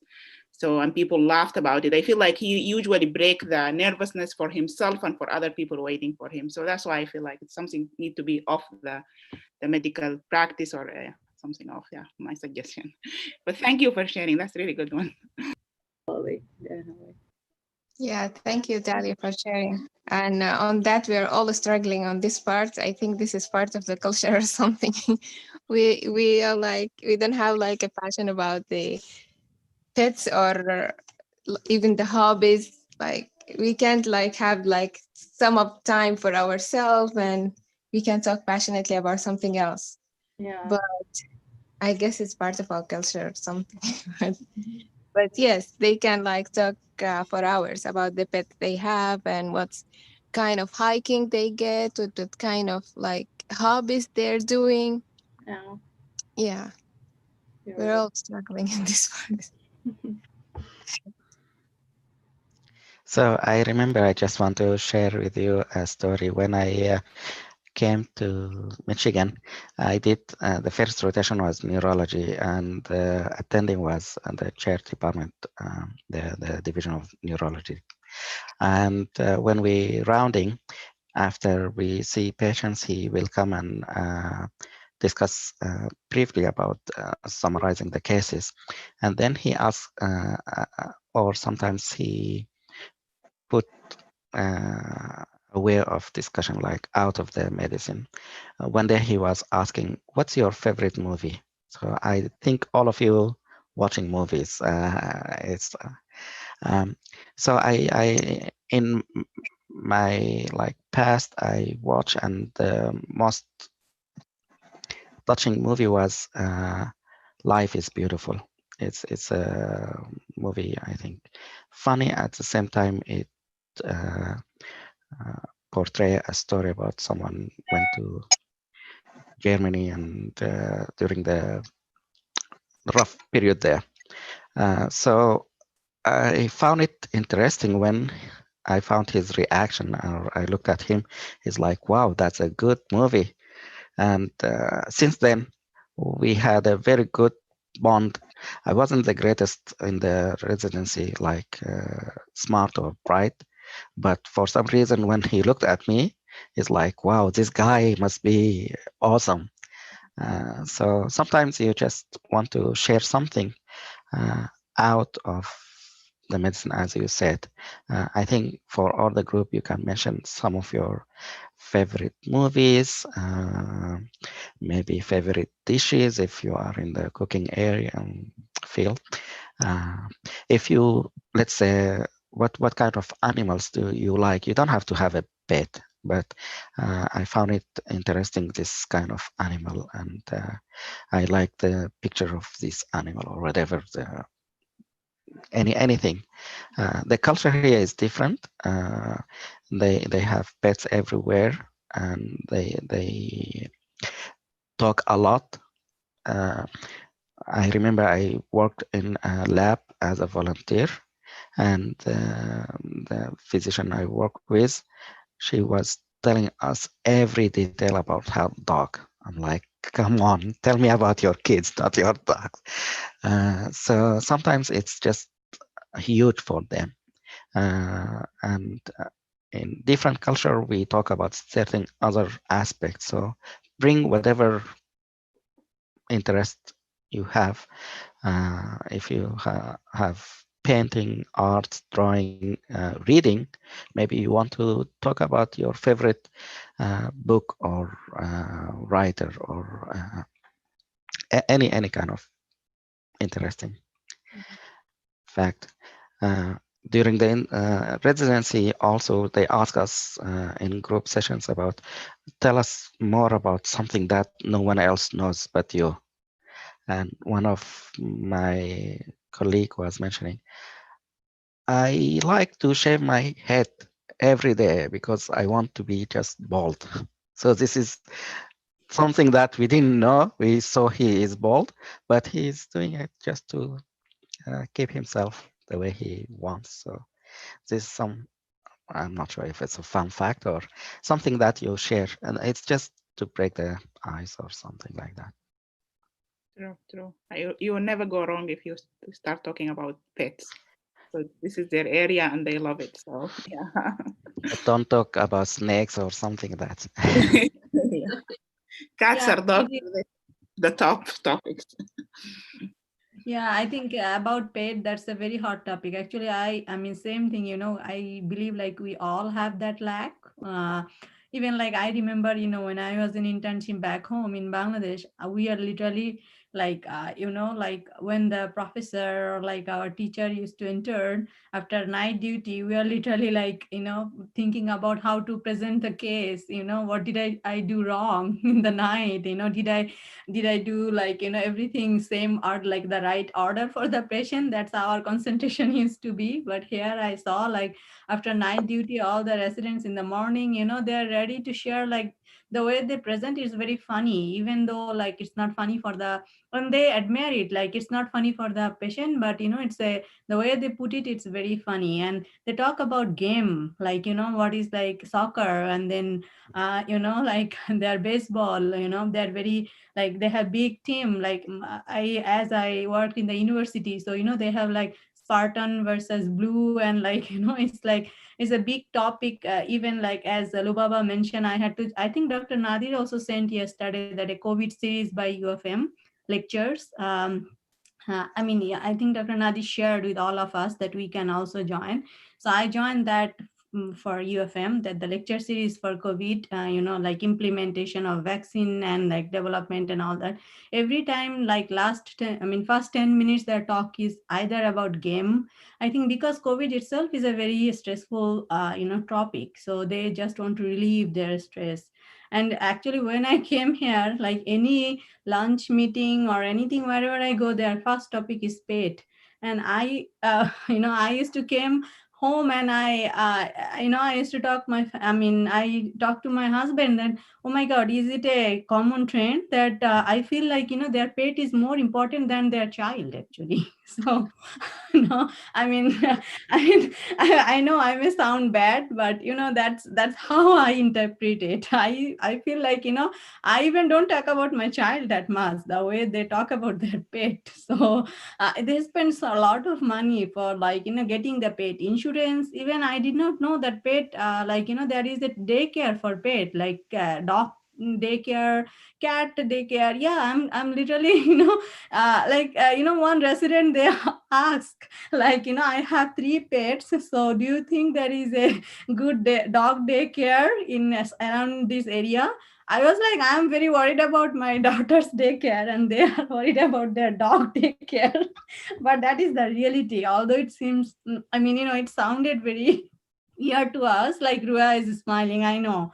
But, like I had to control myself for that. But that's the reality, they, wherever you go for lunch or anything, even that's the story from a resident, that a question like, he was asking like, do you know any good daycare for the pets around? That is my main concentration, because he has 3 dogs.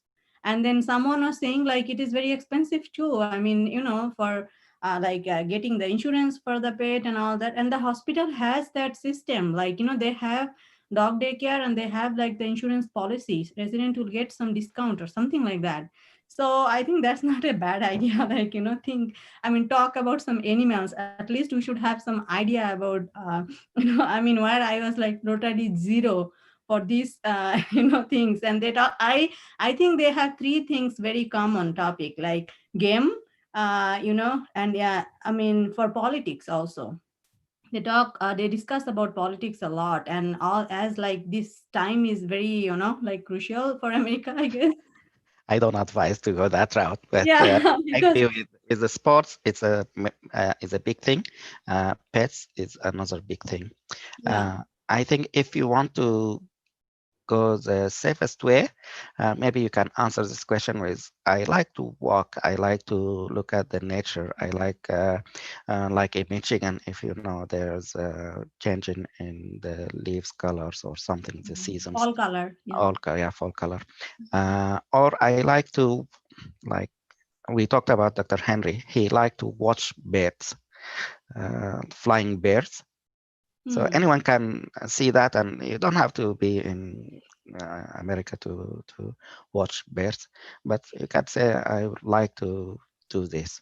And then if they ask you more, tell them I'm new in this, so I'm gonna get some skills about this. So you don't have to really lie about things, but you mentioned something in general that you do in your life. Walking, every one of us walks around, looking around in the nature, trees or birds or something. Everyone, if you are in the street, you will see something, right? If you have pets in Sudan, for instance, we have dogs or in the streets or in our homes, but we don't treat them as pets like here. They treat them as babies, basically. If you want to talk about that, you can tilt or make the story lovely if you want to talk about anything. But that's good. Okay. Any other comments? Any other things to share, Dalia or others? I would like to share some points from my last interview, because honestly it was quite different from and experience that I had so far. So it's a community program, but they ask a lot of um, behavioral questions. Basically, this is what the whole theme about the thing. So I just like I don't know, like just not to put in mind that specific, like if a community program, they won't ask this. One thing you can do is just maybe ask the residents, like generally, if they ask such questions or not. Well, I was asked questions like the first question actually by the program director was like, tell me about a time where you failed and what did you do? This was the first question. No question about tell me about yourself or anything like that. So far, I think just I was asked this question just one time. Tell me about yourself. So although we think all the time this is gonna be the first thing. So all of the questions were like sort of this way. The other two. Can you repeat the first question? Sorry, I couldn't hear you. Tell me about the time where you failed, like you had a failure, and what did you do? So I think generally, like you can just try to have a theme about like something like in mind, and then specifically focus on what did you do, for example, to improve or to overcome the situation, whatever. Like I think uh, generally such question, like try to tackle it maybe this way. I'm not sure. This is my idea about it. Also questions like. The one that I asked you, like if you were like, she was specifically mentioning that yes, you graduated a couple of years back, you had a great experience, but what would happen if you disagree with someone who's like maybe junior but in a higher rank or something like this? And she was very, I think, interested by what I mentioned, like I would respect the hierarchy or something. She said yes, in every place there is like this, but at the same time I try to put it in a more general way, like I would focus on the patient care, and I just said if it's like an environment where everyone is like friendly and they put the patient's best interest at the top thing, we will always reach an agreement or such and such thing, but just like in general. Also I was asked about, well, just like specifically some things related to my resume, like she went over like my resume maybe point by point, what did you do in this part, the research experience, the Irish experience in Ireland. And one of the questions also tell me about the difference in health system between Sudan and Ireland and the US. I mentioned the part that I didn't have any experience here yet. So I compared the two places that I had experience in. Generally, like they were like the one of the interviewers, like as Dalia said, just like I didn't have time to think. She was like, she asked me maybe 10 questions in a row, like in 20 minutes. It was like intense. So just like it's better always to have I don't know, practice maybe more and pay in mind like sort of questions. It doesn't have always to be the theme that we are practicing in. So like try to, I think the best way is try to ask someone who interviewed at the same program. This gives you generally a good idea about what to expect. But at the same time, try to work on the other unexpected things that might happen. Like for example, I think they one of the questions that they had, they didn't ask me this question, but she mentioned that she asked someone or something. I just came to know that. Tell me something, teach me something. So tell me a joke, teach me something, tell me a fun fact, tell me something that you're proud of that not part of your resume or CV. Like these kind of questions, it's always good to prepare an answer for it. This is just in general. Thank you. I hope that can help. Thank you, Marwa. That's really helpful. I'm just interested to know a failure in your life or something when you failed. Is related to profession or just something you can mention something personal? I just want to hear that people opinion. Thank you. I would. Sorry, I would say anything else. It doesn't have to be in a clinical life, like anything. Like for example, when I was like looking on YouTube for a failure thing, someone was mentioning that he has problem with losing his weight for a while, you know. So it doesn't particularly have to be in your medical career. So it could be in anything else.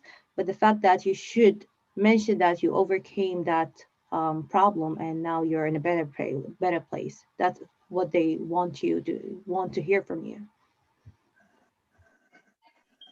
Completely agree with you, Dalia. Okay. And back to, I think, one of the Marwa's point and interview, and that we asked Ru'a point when there is a conflict. I think one sentence that you can use is, with every conflict, there are moments where you can learn. So there's a learning moment and there is a teaching moment. So I can learn from the senior, from the attending, or from whoever I have the conflict. If I'm wrong, or if I'm right, and I think I'm right, I have the evidence, then I can teach. It will be a teaching moment. So that sentence might be a good sentence for you to use, guys. One other point I want to also suggest to use is keep talking about geriatric or geriatric population or older patients. I don't think you will fail or you go wrong if you mention that to a program, because most of the program they will have in their hospitals older patients, patients with comorbid conditions. They are dealing with all problems like now COVID affecting older more. The population in general increasing in the section of the older compared to the younger. So this area, if you want to mention it as a bed, you want to mention it anywhere in your question or your answers so that they can ask you more and tell them, oh, I'm interested in managing patients with comorbid or multiple conditions, chronic conditions, or usually older patients, they have more problems or conditions, chronic like diabetes, hypertension, something. You want to say, we work on doing some research in this area of direct population, as we know the population in older population is increasing, something to lead them to something related between you and them and what you are doing currently. So in any answer, you can just put it in your answers. That might help. A third thing or point I suggest is using technology. So technology is important. And so if you want to mention anything like facts or funny facts or something, you want to mention that, oh, I learned this in YouTube, or I watched this in YouTube, or I would love to learn more about this and I found this in YouTube, or during discussion in whatever apps nowadays is going, like used link it or something. Or you want to talk about iPhones, iPad, iWatch, whatever new technology that's coming in your way. So Fitbit or something that is commonly used. Or so technology is on the rise also. So these are the words or areas that you want to put inside your answer so that they can let you speak about it more if you want, if you want to talk about something apart from the answer that they want, like they want you to talk. So these are some things that think about if you don't have something in mind. If you have a pet, you want to talk about the pet, that's fine. If you don't, then all right. Any other But good luck, Marwa, and that's interesting. Good.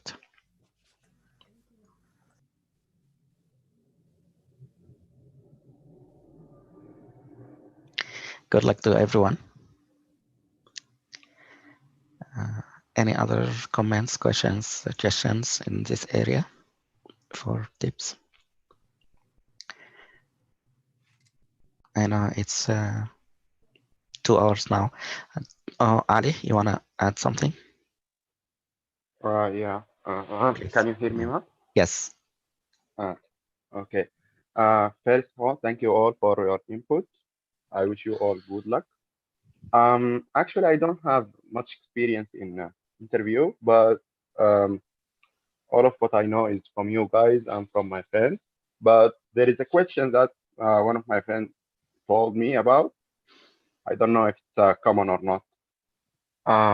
He was asked,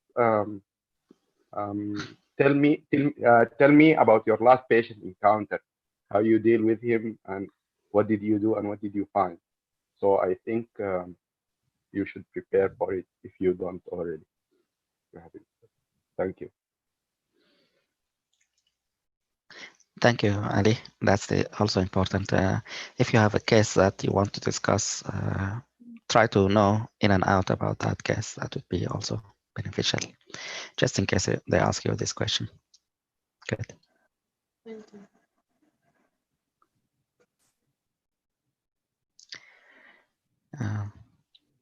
Anything else about the interview tips, or wishing luck to all of you?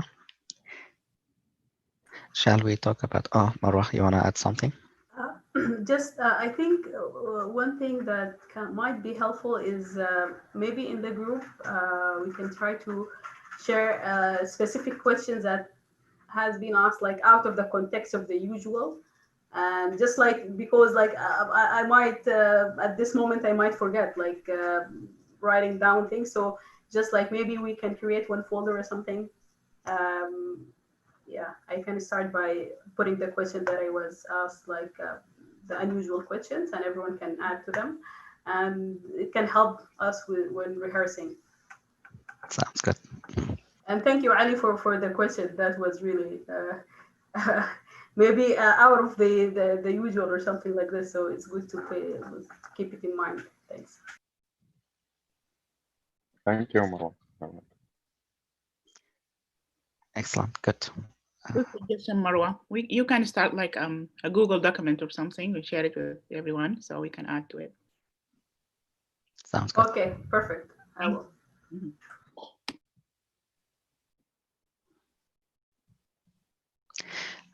Shall we talk about the projects then? The poster or the abstracts we submitted and then the data? Okay. So we have good news that we discussed that Sparrow gave us the file, the data. I shared it with you earlier. We can share it again if someone came late. So it's a big file.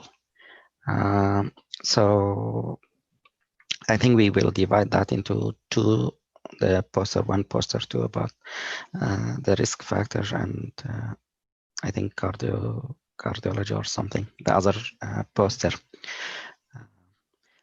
So for this file, do you have any questions about the next step? What you plan to do? Yeah, I have question like what like for the data analysis part, like are we going to do it, or like we need any help from the lab? Excellent question. So the data went, they gave us the file. It's come like yes, no questions, or like expert, yes, ICU, yes, no, something like that. So the first thing is I try to code it so that when we analyze it, it will be 0, 1. This basic thing that we can use Excel to do that. Unfortunately, we don't have access to SPSS, but SPSS can do that automatically for you guys.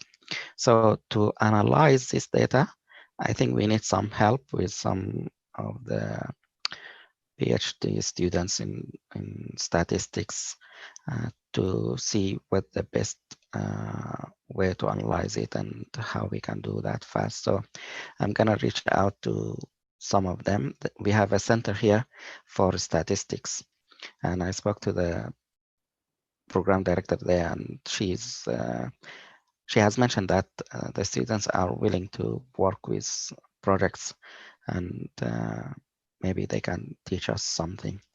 In the meantime, the app has some videos on doing some basics of analysis. If you have time, you want to look at these videos, it's YouTube videos. Look at this and see if we can apply any to the data. So I'm gonna put this file in the app if you wanna look at it. And the next step we'll see how we can analyze it. Good question, good comment, Sumi. Thank you. I have a question, Dr. Nader. Yes. Regarding the vitamin D, is it like if it was checked, then it's like one, and if it's not, it wasn't. What basically 0 and 1 mean in this situation? If it's Yes. low or normal, or is it was did they get the lab for it or not? What the question? Regarding vitamin D, because I noticed like all of the vitamin D here. Yeah.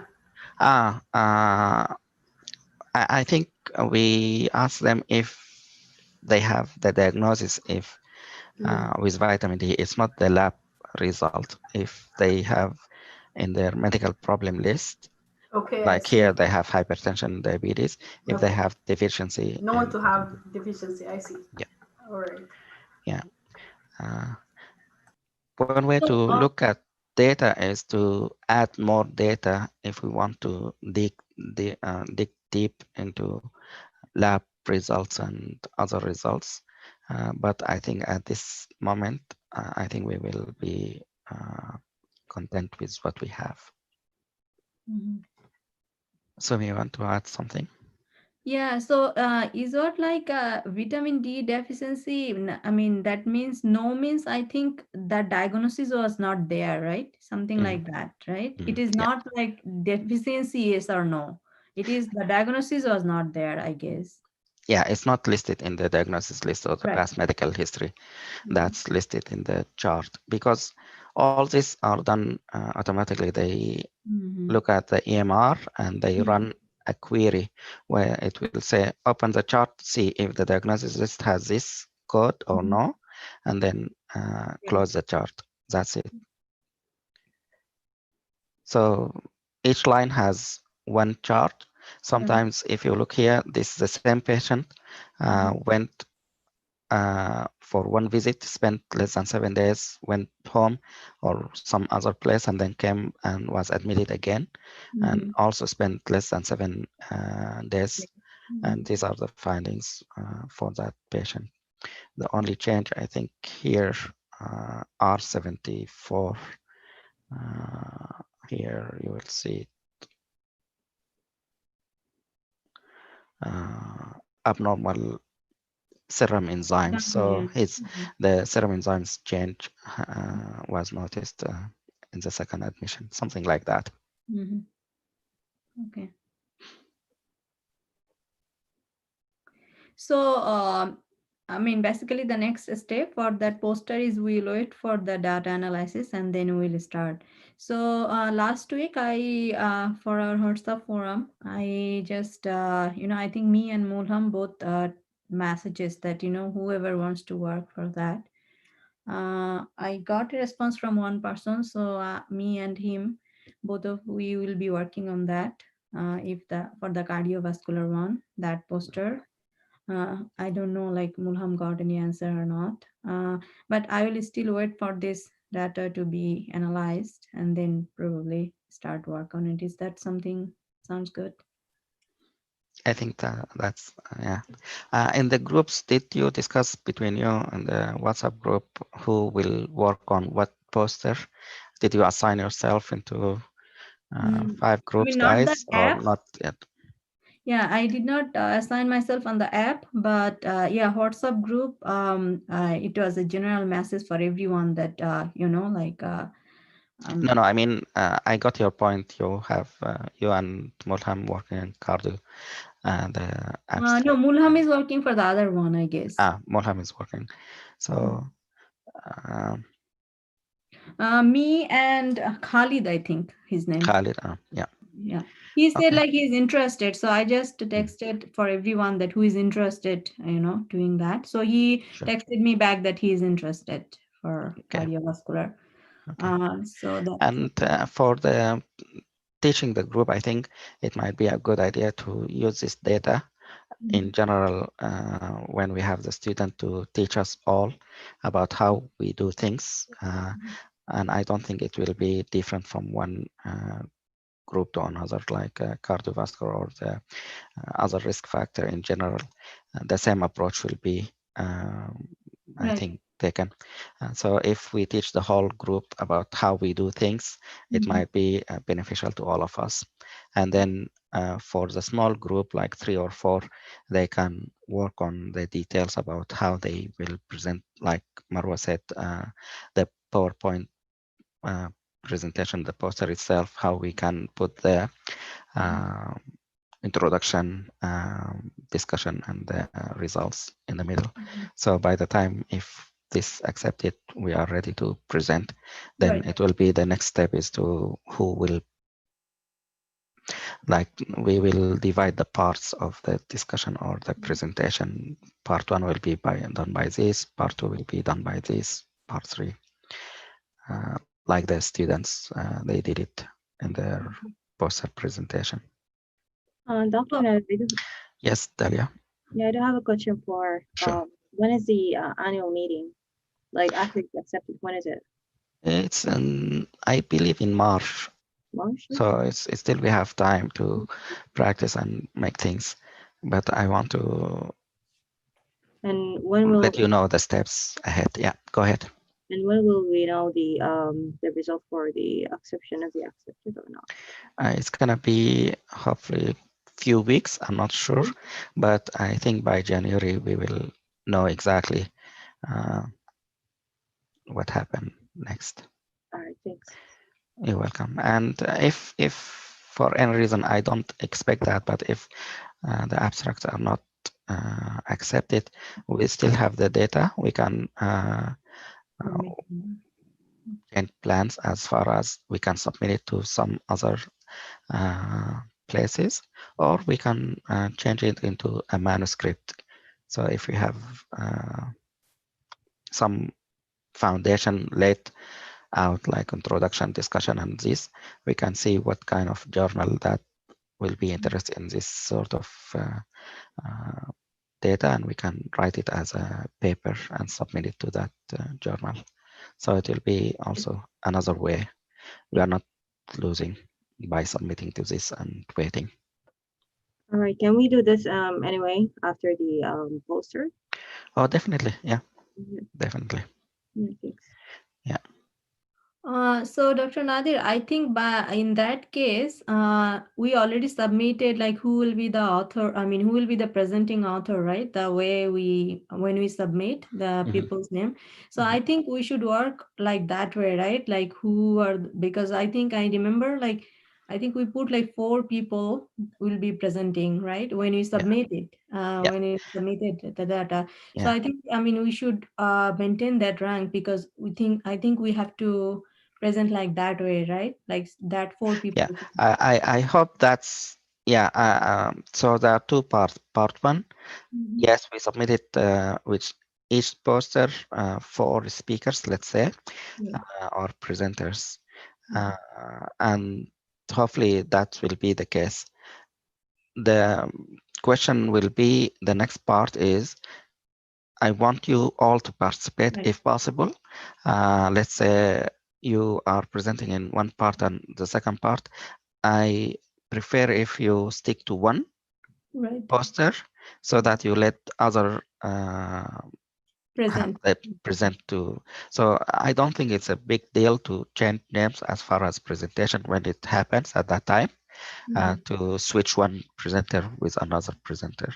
But Okay. I want you all to participate if possible. If for any reason one person doesn't feel or doesn't, they have situation where they are not able to, that's fine. Someone can present in more than one, and we understand that. So it's just a training skill that we want you to gain, so that when you hopefully start your residency, you have that under your belt, as I say. Sure. Makes sense. Yeah, I agree. And to the last point that Dr. Nadir mentioned, I suggest that we can have a Zoom meeting as the fellows. Dr. Nadir doesn't need to attend. Thank you for giving us more time from No yours. So problem. we can share, all of us, discuss the abstract that we submitted and the names in each abstract, and we can discuss who will be joining which abstract and when, like tentative speakers or presenters. And then we can come up with a plan. Meanwhile, we get the data analyzed and then work on the discussion and everything. I guess whenever we can text on the WhatsApp group availability of each other, and then we will figure a time to meet at a Zoom, like maybe an hour or an hour and a half, and discuss that. What do you think, guys? Yes, sure. Yeah, I I agree think that's with a you, good idea. Baba. Yeah, we need that. Good idea. Sounds good. I agree with you guys, and thank you, Lubaba. Yeah, I think we have 4 or 5 abstracts. So if it is like we are, let's say we are like 20 people or 15 people, 16, so we can split into 4 for like for each poster, we can split into 4. And based on our, like interest and like whoever wants to do what abstract, something like that. I mean, we can agree on that, I think. Yeah, I agree. Good. Sounds good.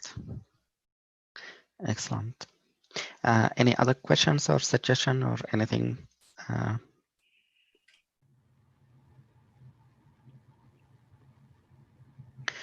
I'm still waiting for getting, I got some data about the other abstract about the depression and the falls. I have to look at what I have. I think I need to ask them to get more information. They gave me a couple of files, but they did not. I wanted like to compare what happened during COVID compared to the previous year, what happened at that year, 2019. And I think they gave me some of this, some of this. I'm not sure if this will be useful to work ahead and to work on this and go ahead with that, or should I ask them for more data to get back? So it will take some time to get you the other file about the other 2 posters. The 5th poster about the case, if we can work on getting also the same idea as if you as a group work on introduction and discussion part, and then the case is already there, so whoever involved in that case, they can just start working on maybe getting the poster, the PowerPoint slide ready. Any other questions or any other comments or suggestions?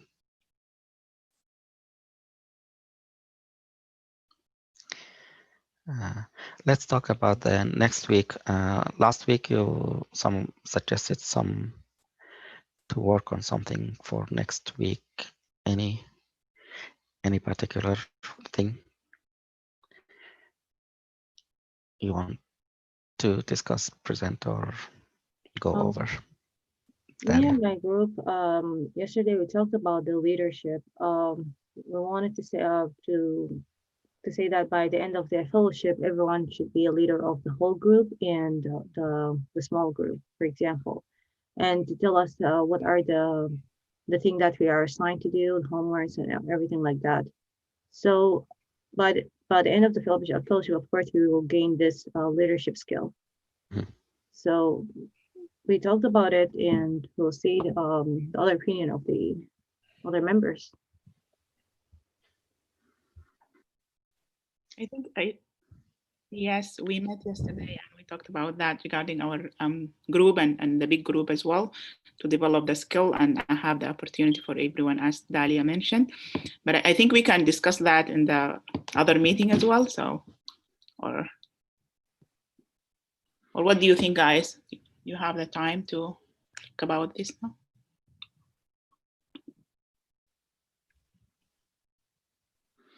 I think it's a good idea. I thought about signing each team, like the yellow team. One of you will be the leader for, let's say, a month, and then rotate between the 4 members in the same team, and then that might be a way of getting the skills or practicing. I think might be a good option, unless you have other suggestions between you guys. That's exactly what we thought about, to give an equal opportunity to everyone to be a leader. I think that's a great idea. Lubaba? Yeah, I was about to say the same. Yeah, this is what we thought about, and even we understand that now we are all during the season for the application and interview and everything. Most of us are busy, but we do have a couple candidates are not applying this year, so we suggested that if they can start the leadership role now, and then we rotate like monthly afterwards. So I think that's a good plan and a good idea. So maybe between you in the team, each team vote or suggest or plan to say, let's say, X number 1 for the first month, Y number 2 for the second month, and so forth. Between you, it's just a matter of gaining the skills. Yeah, go ahead, Sumi, you want to add something? No. Yeah, I think that's a good idea. I mean, everybody should get the equal opportunity for everything. That's the whole idea of this. I mean, even the research project as well as leadership skills and, clinical or like any topic discussion or presentation. So all of we, get the same opportunity. It should be split equally. So I suggest, yeah, at least until January, probably the people who are, if anybody in any group, the people who are not applying or not going this year, probably they can take over until January, and then after February, those other people can join. Something like that is a good idea, I guess. Completely agree. Excellent. Any plans for next week? Anything you want to? So we should Dali, Marwa, who's getting interviews next? I think Roa and someone else. Yeah. Hopefully we'll have a feedback from you guys. Beside that, any other suggestion? Inshallah. Good luck. Okay.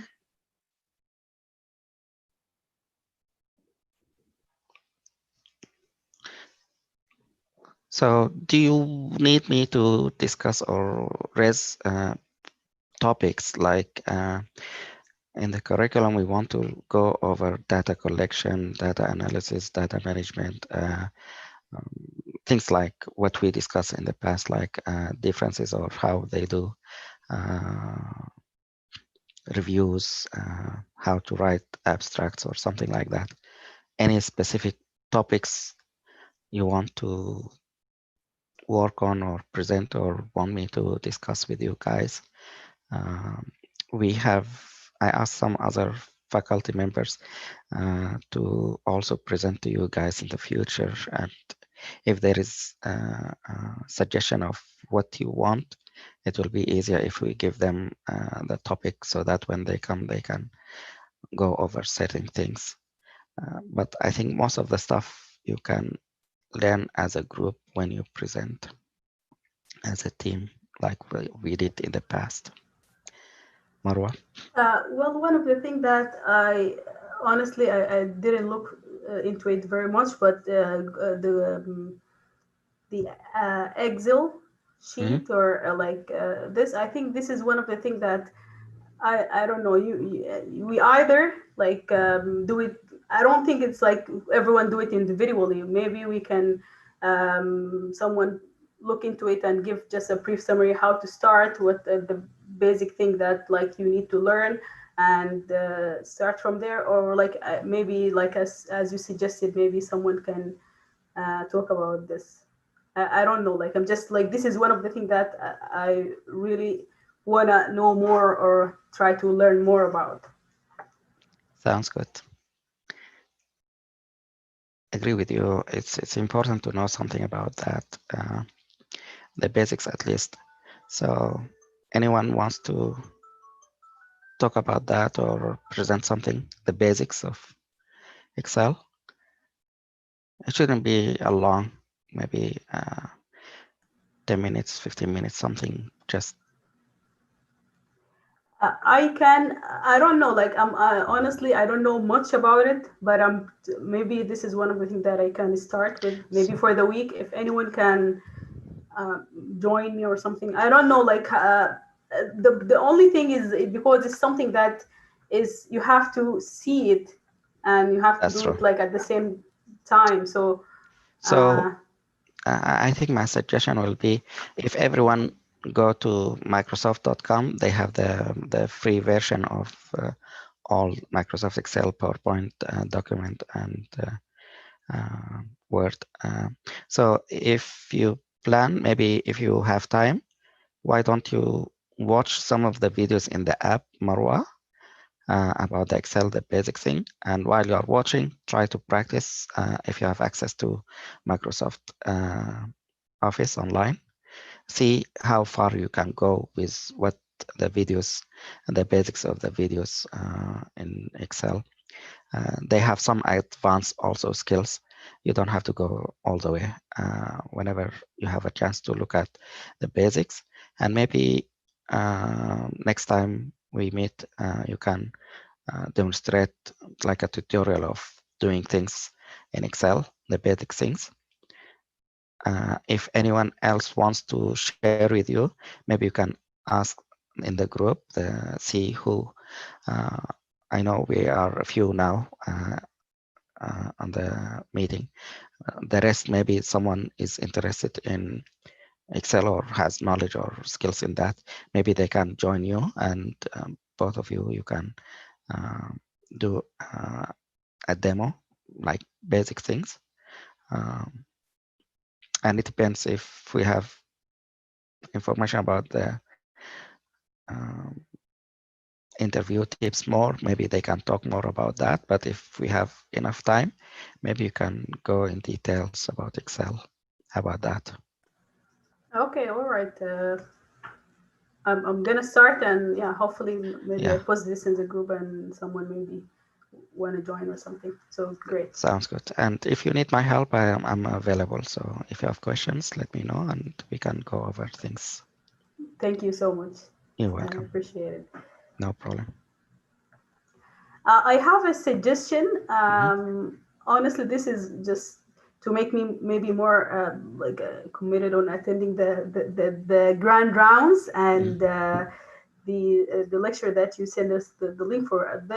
Honestly, I haven't had the time to watch every single one of them or attend all of them, but whatever I attended, it was really useful.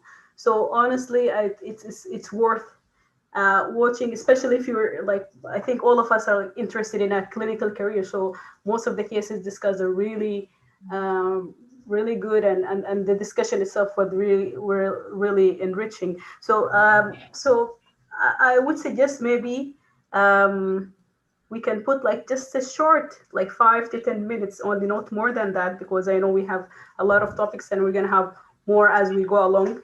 So we can put like a small summary about the last thing that we attended or something like this, one of the meetings. Just maybe it might make others maybe interested to watch the thing, and you can, like, I think when you put in mind that you're going to summarize something for everyone else, you're going to focus more and you're going to grasp the like take home messages. So just like something like this, take home messages maybe about the thing. I don't know, this is just a suggestion. Yeah, I agree with Marwa. Actually, I think I'm not sure. Yesterday, I watched Grand Rounds of I think neurology. I'm sorry. And that was really very they are talking about intracranial hypertension, and I really like the topics and the way they are asking questions to the residents and fellows, and the way they are answering. We learn, I mean, at least I learn a lot.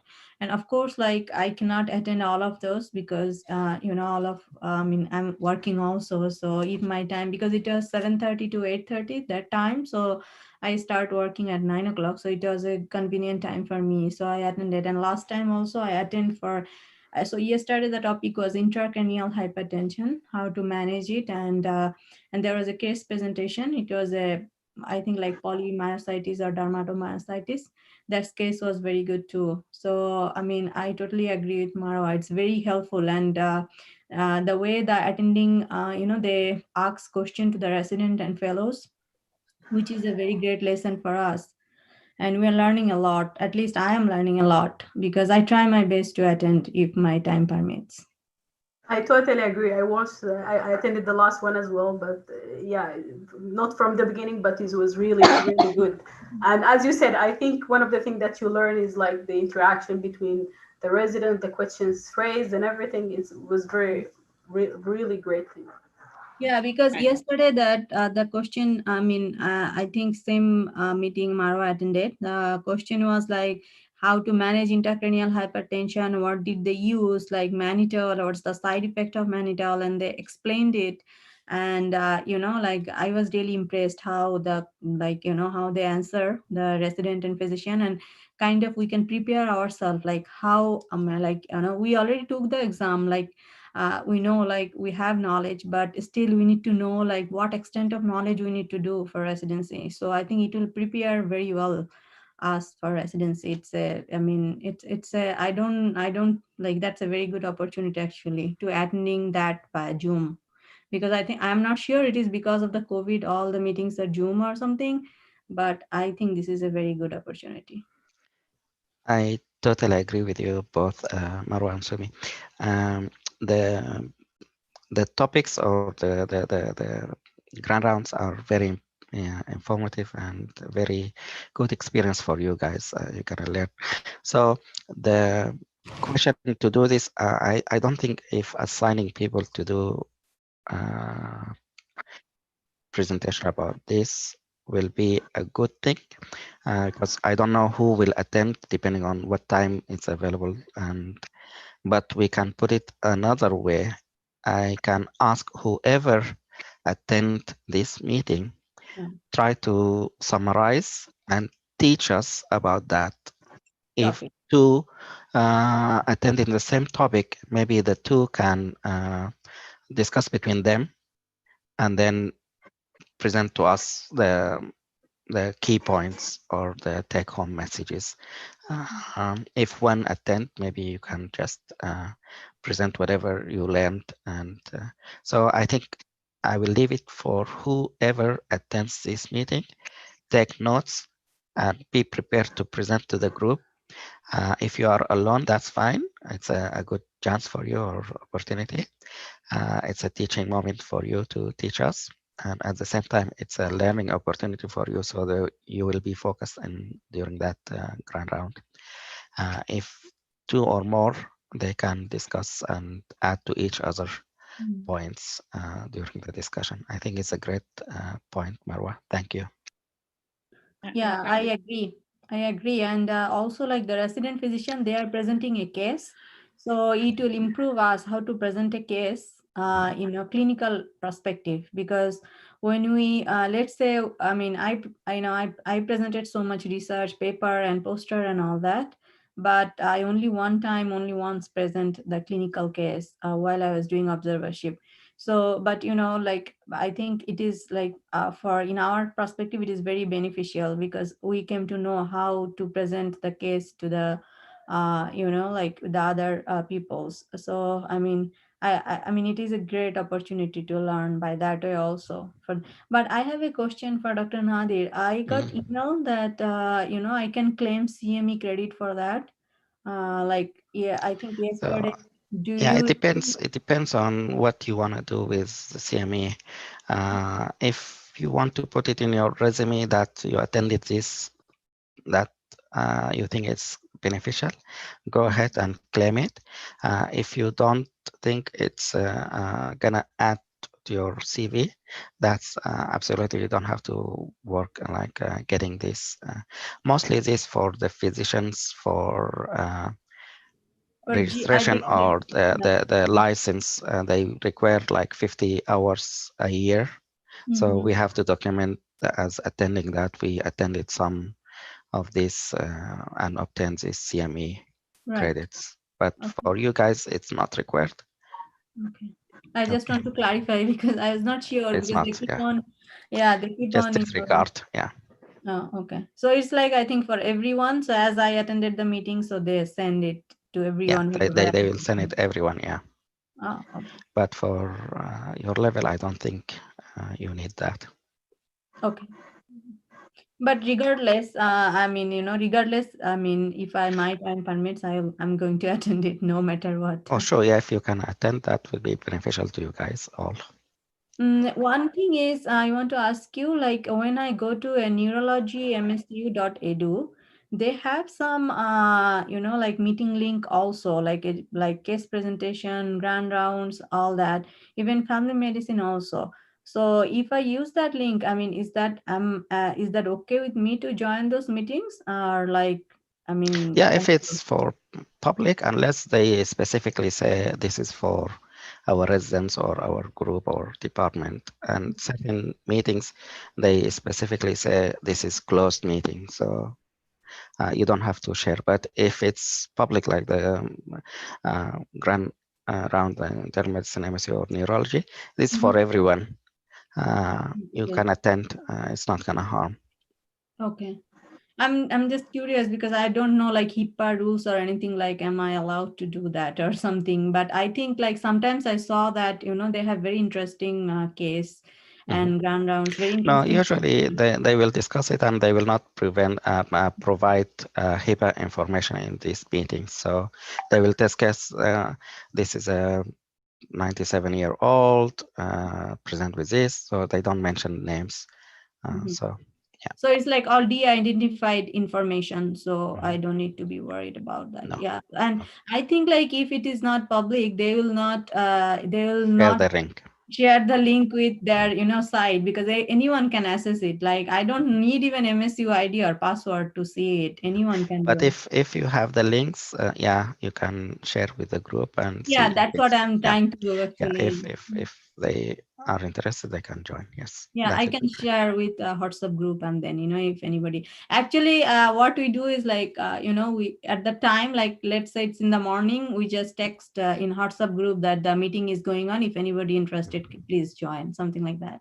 Sure, sounds good. Right.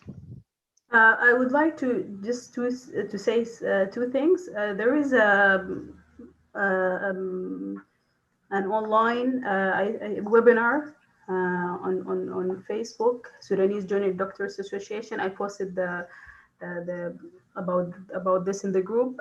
It's gonna be at 2 o'clock, like for 20 minutes from now. If anyone is interested to join, it's about how to do a scientific poster. So I think this is like maybe is something Good that timing. yeah, exactly. The other thing, I one of our colleagues, Dr. Weil, uh, I don't know, I'm not sure, like, but I think his father passed away. So I just found that on Facebook, someone shared this. So I just wanted to tell everyone if they would like to contact him um, and see. I messaged him just to like to make sure that this is his father or not, but I believe so from the post. So just if you would like to contact him and maybe say your condolences for that. So Sounds good. I really thank you for the 2 points, and yeah, we will extend our condolences to him. If you have time, that would be great also to contact him. Thank you, guys. Anything else before we end the meeting? Marwa, can I join that meeting too? Because I don't have the link. Well, I'm gonna look into it. It's a group on Facebook. It's called Sudanese Junior Doctors Association, Sudanese Doctor. So I'm gonna look into it in Facebook and maybe send you the. I don't know how people are gonna be able to see it, if it's like you have to join the group first or not. And I'm gonna try to check maybe if it's recorded or not. Honestly, I just came across it from like a friend sent me the thing. So Okay. I'm gonna double check and hopefully you can join. Definitely. Okay. Sure. Thank you. You're very welcome. Thank you, everyone. I really appreciate your time and your input. I wish you good luck, everyone, and we'll see you next week. Thank you. Have a great day. Have a great night. Thank you. Thank you, everyone. Thank Thank you. you. Thanks. Thank you, everyone. You're welcome. Thank Thank you. you, Best guys. of luck, everyone, and hopefully many good news come this week, the coming week. Inshallah. Hopefully. Thank you so much. Goodbye. Bye. Thank you. Thank you so much and good luck for all of you. Thank you.